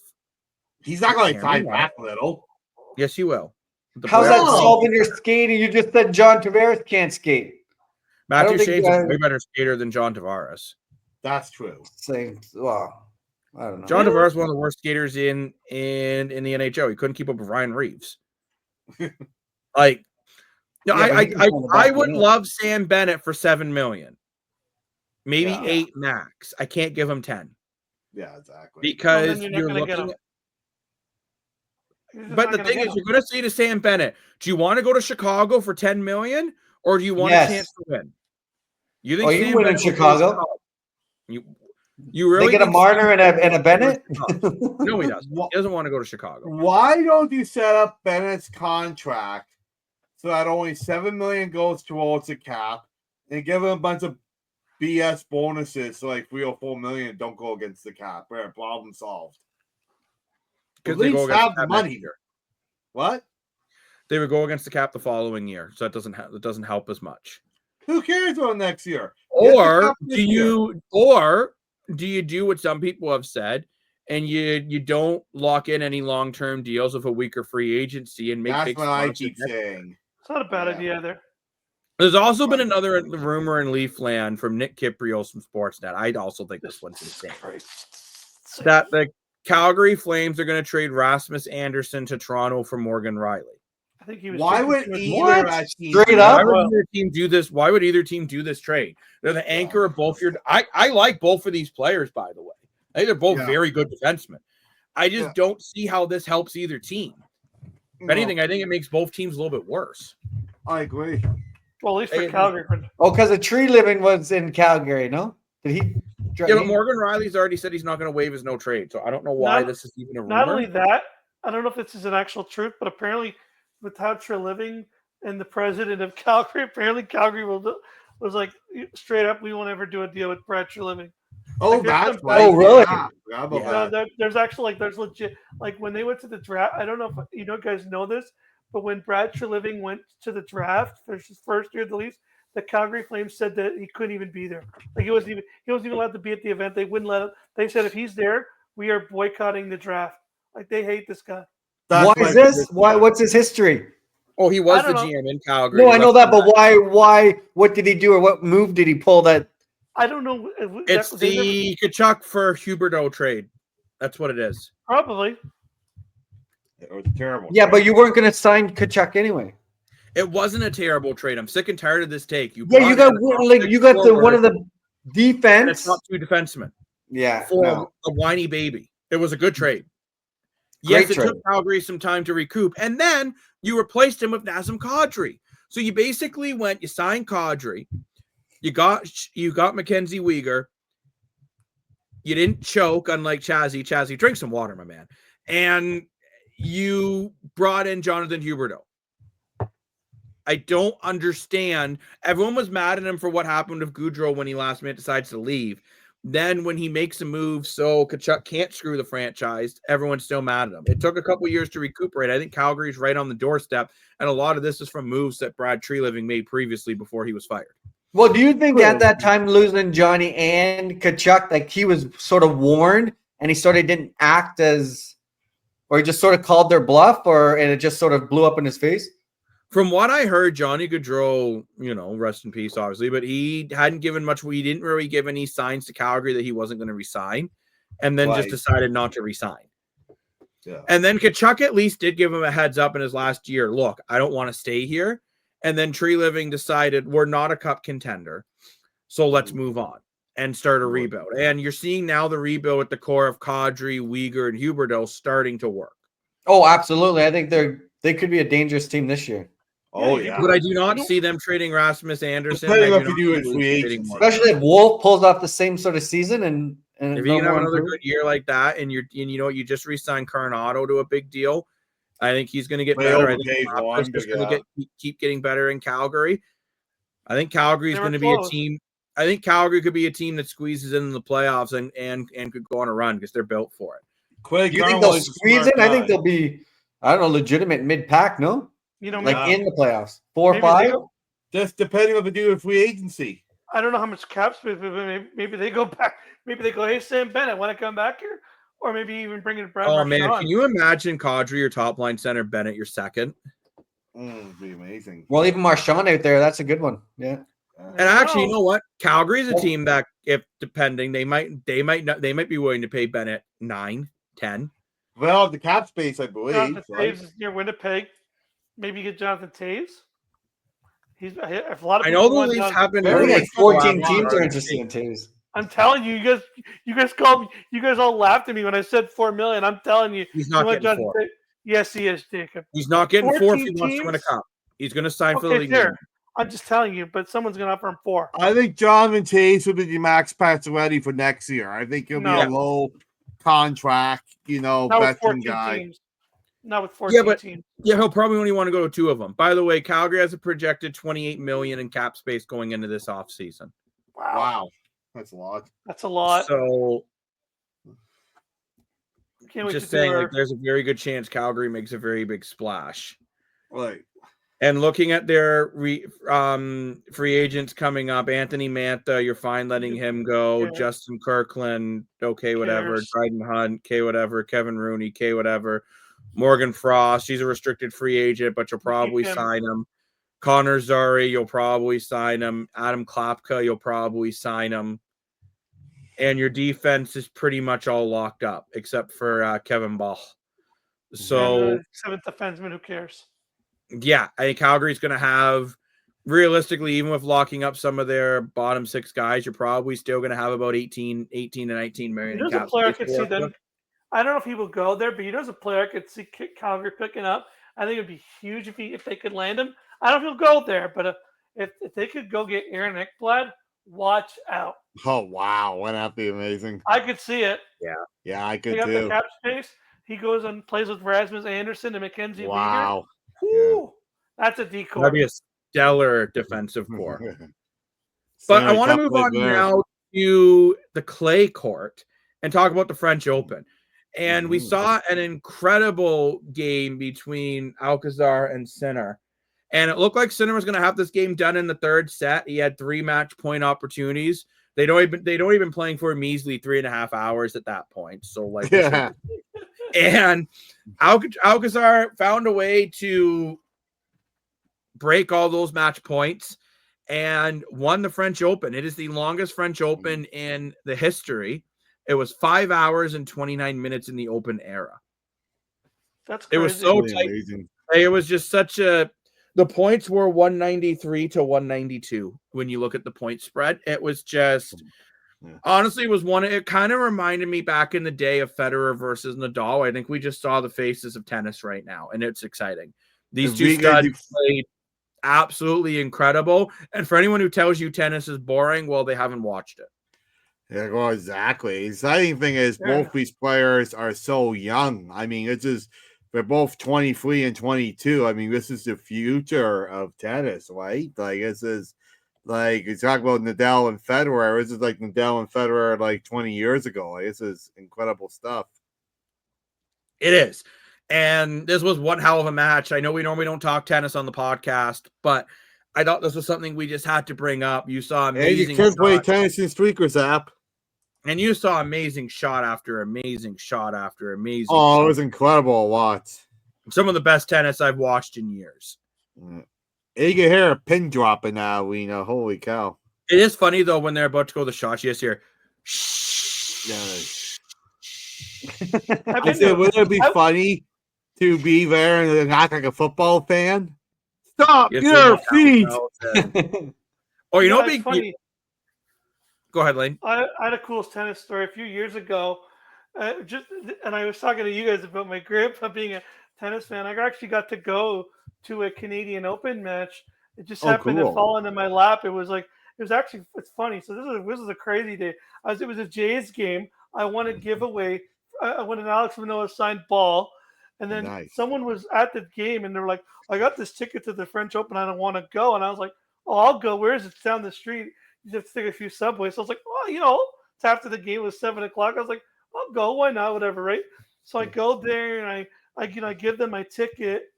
And it's funny that my grandpa just like passed away maybe a month or two ago. And I was telling the girl, I was like, I've never been to tennis. I've always wanted to come check this out. And she actually I don't remember the girl there at the stadium, but she actually upgraded my ticket. So I got to sit like almost courtside for a Canadian Open for a game. I had a blast. I was so glad I went. Wow, that's cool. It was a really cool day. It was a good day. It was like, what is my luck? I should buy a lot. Like out of all the people, I want to give away the Jays game, and then got a free upgrade for my ticket at the Rogers Open. I was like, what's going on today? That's sweet. It was a pretty cool I will day, say I'm actually hoping maybe we'll be able to hit a Canadian Open game this year. I mean, it's in Toronto and Montreal. It's a lot of fun. It's a lot of tennis. I go.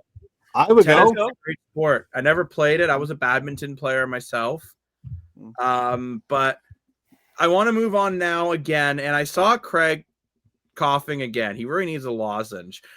But do you know what might have made some fans choke is that Aaron Rodgers finally signed with the Pittsburgh Steelers.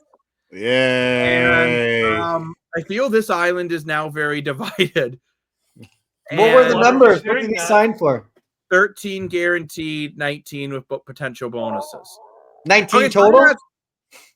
13 in total guaranteed. How many years? One. What I don't understand is why not just keep Russell Wilson? If you wanted a mediocre old fart who would win 9 games, you already had it. Win 9 games, that's asking a lot. Oh, Lane, so you're with me. You don't think Aaron Rodgers is the guy whatsoever anymore. I know I said this. You guys are gonna kid. Dan wants to go get your clown book. I already know, but no, I'm telling you, man. Like, no, but let's be honest. Like when Aaron Rodgers got traded, I said it to all my friends. I'm like, Green Bay they're geniuses because at that time they were a team that was struggling. They had Aaron Rodgers at the helm. They couldn't win a damn game, and they finally said, "Here, Jordan Love, we don't know what you have, but here's the keys to the kingdom." And Jordan Love said, okay, and actually got them wins. Holy moly, they started to win games. Imagine that. Wow. And Aaron Rodgers went to his next team, and then he didn't play for a year, and then he came back and said, I'm the guy. They gave him all these weapons. They gave him a great running back, 2 great receivers, and they were awful. I don't think this guy's going to be any better. I think agree. I think he just needs to go to his darkness retreat. And I think he needs to go read some magazines, Vogue magazine, maybe read something. Sports Illustrated is a pretty good magazine. Go hang out, go play some video games, go be in some commercials for Rogers, play Fall Guys, chill out at home. Your career's over, bro. Now, there's also been rumors, by the way. One of the stipulations of the contract is he has to show up to training camp. We all know Aaron Rodgers is the type that doesn't like to go to training camp. He likes to, True. and apparently he's already been taking mental health days since he signed the deal. I don't know. Like Mr. Moore, you were very happy for Pittsburgh when they did this deal. So why do you think so differently than Lane and I? Because Pittsburgh has a very good defense, they have a very good offensive line. They give mediocre quarterbacks a lot of time in the pocket. So now you got a veteran guy, a proven veteran franchise quarterback, all this time, it's a great team to work with. I mean, Pittsburgh made the playoffs with mediocre quarterback. What are they going to do this time? Are they going to give, Patrick Mahomes in Buffalo won their money for the Super Bowl this year? I mean, the sky's the limit.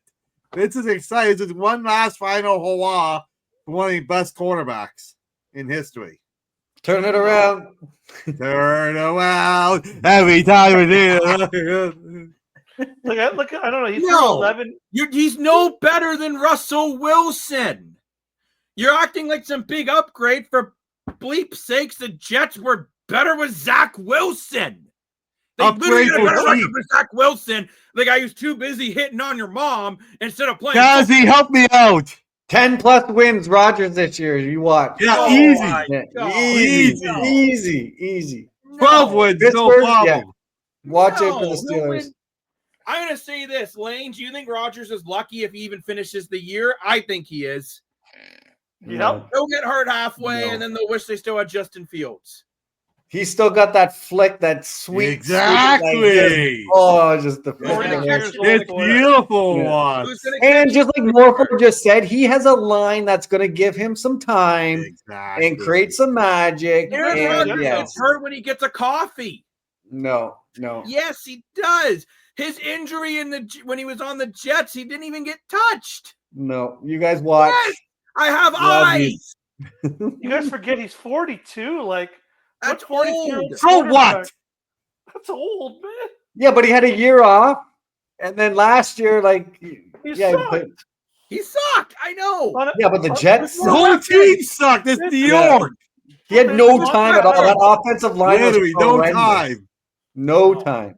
Bro, they had one of the best wide receivers, and it still didn't have enough time to throw it to him. Exactly. Less weapons in the same O-line. Zach Wilson. No, Pittsburgh's way better. Better culture. Look out. Oh, yeah. Better offensive line. When you add Aaron Rodgers to better defense. And when I say culture, better defensive line or better coached. Veteran coach, too. Coached? Are you on drugs? Pittsburgh's like one of the best coaches in history. But I just do find it peculiar that it's taken this long to sign and you had 2 quarterbacks. Because he's a tool. There's no other way. No, this negotiation tactic. We'll talk about wrecking a culture. We talk about DNA all the time. This guy's never been a winner. You're bringing in another washed up old fart who can't even finish a season. When was the last time he played a full season? Like, seriously. The last time he finished a full season, I couldn't even grow facial hair. 3-4 years ago. 4 years. I'll put it out here right now. If Aaron Rodgers does and the Pittsburgh Steelers do not win more than 10 games, I'll come on the Island podcast in a clown suit. Whoa. Oh, yeah, baby. Full paint and everything. Wow. That would win double digits this year. That would be an awesome outfit change. Wow. I tell you, dude, you gotta go on Canada's Got Talent. Howie Mandel's getting the gold buzzer for you and your outfit changes. Holy cow. Well, I'm glad Lane agrees with me because Lane, last time we had this Aaron Rodgers conversation, it was me just yelling at Dan and Chazzy and then me leaving. But I don't know. I've just never been a big Aaron Rodgers fan. I've always thought he was overrated. And viewers can always comment on our social media or email us at our Gmail account. Who do you agree with? Do you agree with Chazzy? I agree with Lane and Jacob. Let's get a conversation going here. You guys forget 63% passing on a team that had Devontae Adams. Like they literally brought in a receiver to help this the guy that with no line. With no O-line. I Exactly. don't care. No line. I don't No care either. O-line. No time. Okay. You also had a great Bryce Hall as one of the running backs, and he couldn't even find any holes. Yeah, literally, exactly. Okay, but then how come again it was the same O-line with Zach Wilson, and how come Zach Wilson could win more games? Like seriously, he sucks. He's a terrible quarterback. You still missed the playoffs. You didn't win enough to win. I don't. But okay, yeah, exactly. You missed the playoffs. Aaron Rodgers is supposed to be this big guy that's supposed to do everything. Dan, you go on about Austin Matthews. At least he can get to the playoffs. What's the point getting ready to lose? And lose 6-1. What's the point of bringing Aaron Rodgers when you could have just kept Russell Wilson, who got you there, who has the same arm talent, and he's younger? Rodgers is better than way Wilson. better. Way better. No, he's not. Yeah, Russell my Wilson's gosh, being are you kidding I me? would take Russell Wilson over Aaron Rodgers today, any day of the week. No. I would take Justin Fields over Aaron Rodgers right now. No, definitely not. No, Yes, because Justin Fields, what he lacks in arm talent, has in leg talent. And I don't mean in the bedroom because I don't know what he does there. But the guy can move, okay? He can move. Aaron Rodgers is not even a top 10 quarterback in the NFL anymore. Oh, come on. He's not. Yeah, he is. No, he's. Why did Green Bay get rid of him? No, Dan, why did Green Bay get rid of him? Why is Jordan Love so much better? Because apparently he sucks. Apparently Jordan Love is better. Jordan Love is apparently he's the worst quarterback in the NFL. We'll see. We'll see. According to these guys, apparently he's the worst quarterback in the NFL. No, there's no ifs or buts. Never mind. We'll see. I already have seen. Aaron Rodgers is no good anymore. What has he done in the last 4 years? What has Green Bay done without him? Made the playoffs. Yeah. What have they done without him? They haven't won a Super Bowl. Yeah, you haven't won They haven't won anything. Okay, then you know what? By that attitude, Josh Allen sucks. By that attitude. Patrick Mahomes sucks because he lost to the Eagles last year in the Super Bowl. No, but he has a couple other rings. Exactly. Josh Allen has only had a team the last couple years. Lamar Jackson. Give Josh Allen another couple years. Aaron Rodgers was so great. No, if Aaron Rodgers was so great, where's his rings? He's been on stacked teams and has done absolutely nothing. You just told me it's because of the rings. Where are his rings? You guys are acting like they just brought in. But you're telling us that he stinks. He doesn't stink. He does. He's a good player, bro. Yeah. No, he's a franchise he's not a top quarterback 10 this year. He will be a top 10 this year. No, 100%. Yeah. No, I gotta turn up my camera. I'm done. I'm leaving. I'm out. He will not be a top 10 quarterback in the NFL. Wasn't last year? Wasn't the year before? Really? On this Steelers team? We'll see. On the Steelers, 100% he will. One of the best teams in the league. Oh my Behind God. the Bills. Never had a quarterback. Behind the That's Bills. the one thing this team was missing. Dan, they had the coaching, they had the defensing, they had the receivers, they had the lines. They were missing a quarterback. Now they got it. Okay, Dan, so you're telling me he is a top 10 quarterback. So I'm going to start going over quarterbacks for you right now. Is he better than Patrick Mahomes? No. Is he better than Lamar Jackson? No. Is he better than Josh Allen? No. Is he better than Jalen Hurts? No. Is he better than Joe Burrow? No. Is he better than Justin Herbert? No. Yeah. Is he better than Jalen Daniels? No. Is he better than CJ Stroud? Yeah, No. definitely. No. Is he better than Geno Smith? Well, yeah, Yes. definitely Geno Smith. Maybe Geno Smith. Definitely Geno Smith. There you go. Come on. 9 and 10 are wide I'm open. not done yet. Is he I better got than to share Brock screen. Purdy? Is he better than Brock Purdy? Is he better than Brock Purdy? Brock Purdy was terrible last year. Jacob, We'll please see share what this. year Brock Purdy has this year. Exactly. Jacob, please show this.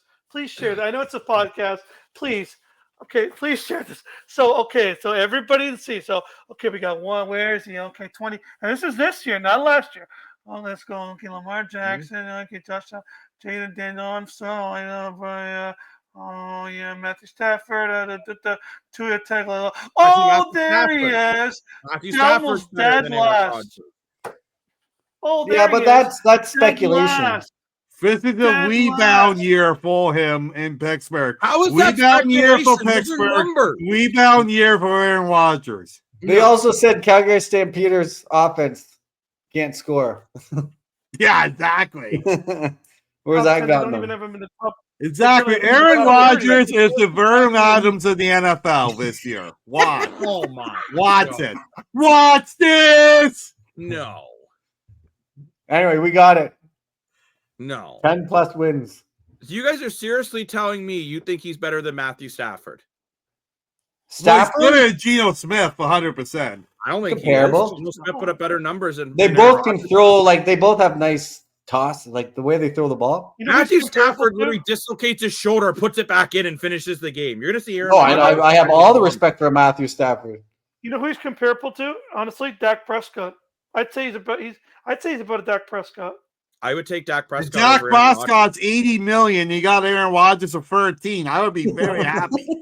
I would take Dak Prescott over Aaron Rodgers. At least he'll get me to the playoffs. Yeah, you're getting So I- Aaron Rodgers for 13. This is a huge bargain. No, Yeah, it's exactly. Exactly. It's a huge bargain. not. No, it's not. We'll see. Practically knocking my computer off the table. I'm so mad.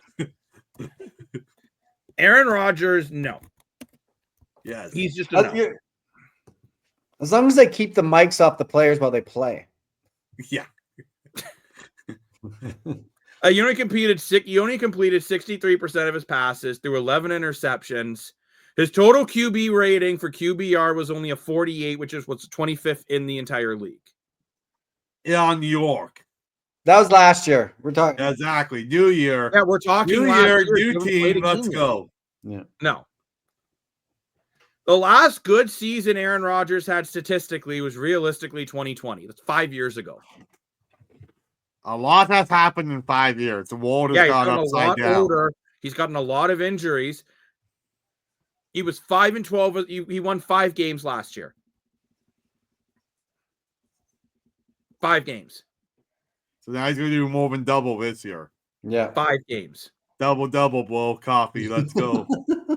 5 games. Not that we're sponsored. Pittsburgh, he might win 7 just because of that defense. Oh, come on. 7. I hope Pittsburgh's going to go and get a good backup. That's all I got to say. You I need even more watch water. football? I watch football. I know a Yeah, lot do you more about watch football than football? you do, bud. I know a lot more about football than you do. I understand that it is not an old man's game. Well, what happened to Tom Brady? Best quarterback of all time at 46. I would take Tom Brady right now over Aaron Rodgers. If Tom Brady was going to come out of retirement. Nah. Yes, I don't Tom want Brady Tom won Brady. multiple rings. Even his last year in the NFL, he was good. That's the difference, Dan. That's the difference. Tom Brady played well right up until he retired. The year he retired, he put up respectable numbers. He made the Tom playoffs. Brady has a mediocre years in between, too. So Aaron many- Rodgers how to go out this year of a bane. How many Super Bowls did Tom Brady win? 7. How many Super Bowls did Aaron Rodgers won? 0. But anyways, it is time we sign off on the Streakers On podcast. But before we go, Dan's going to have some positive mindset that I'm just still going to be fuming because he thinks Aaron Rodgers is better than Brock Purdy, which is insane. Absolutely. Well, last year, Brock insane. Purdy didn't do anything. He only was the lowest draft pick and then took his team to the playoffs. That's It's not a different Yeah, but 49ers last team this year. year. Different 49ers team this year. Yeah, exactly. I put my money on Purdy winning 10 games before Rodgers, but Dan, give me your island mindset. Oh, Pittsburgh's at the Jets, week 1. There we go. Whoa. Wow. Give me your mindset, Dan. Hurry up. I want to go to bed. Holy cow, Quinky Jakey. Anyway. Yeah, no name calling. No, just kidding. Yeah, we were talking about it earlier this week. But I want to talk about it again because it was pretty incredible experience. So I discovered last week my business teacher, grade 10 business teacher, found me on Facebook and told me on my tournament that I started 20 years ago now, 20 years ago, for grade 10 business class was having its 20th anniversary. So he invited me out and I drove down and went to the tournament, got some awesome videos and pictures we'll be posting on Streaker's social media soon. And it touched me when he told me about it, and it even touched me more like when I actually went to the tournament and met the students. It means so a lot to those people.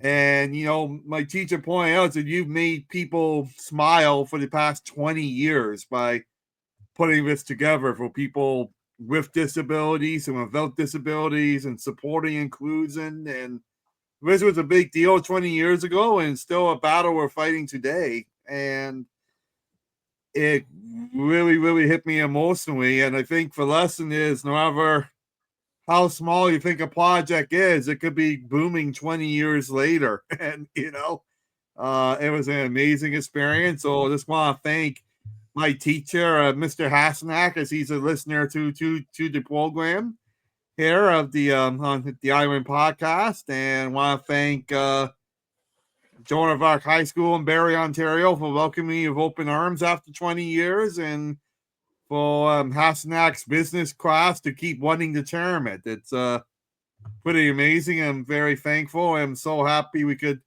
make a difference for the thousands of kids over the years. It's absolutely incredible. Gotta agree with you more. For that tournament is an incredible thing. Next year they've been talking about potentially doing an alumni game, so who knows? You might see Dan and I putting on the hockey gear. Maybe I'll get my old goaltending equipment from the shed, and hopefully we'll get some Dan doesn't start calling me Joseph Wall. But we'll get some props on the Streakers app.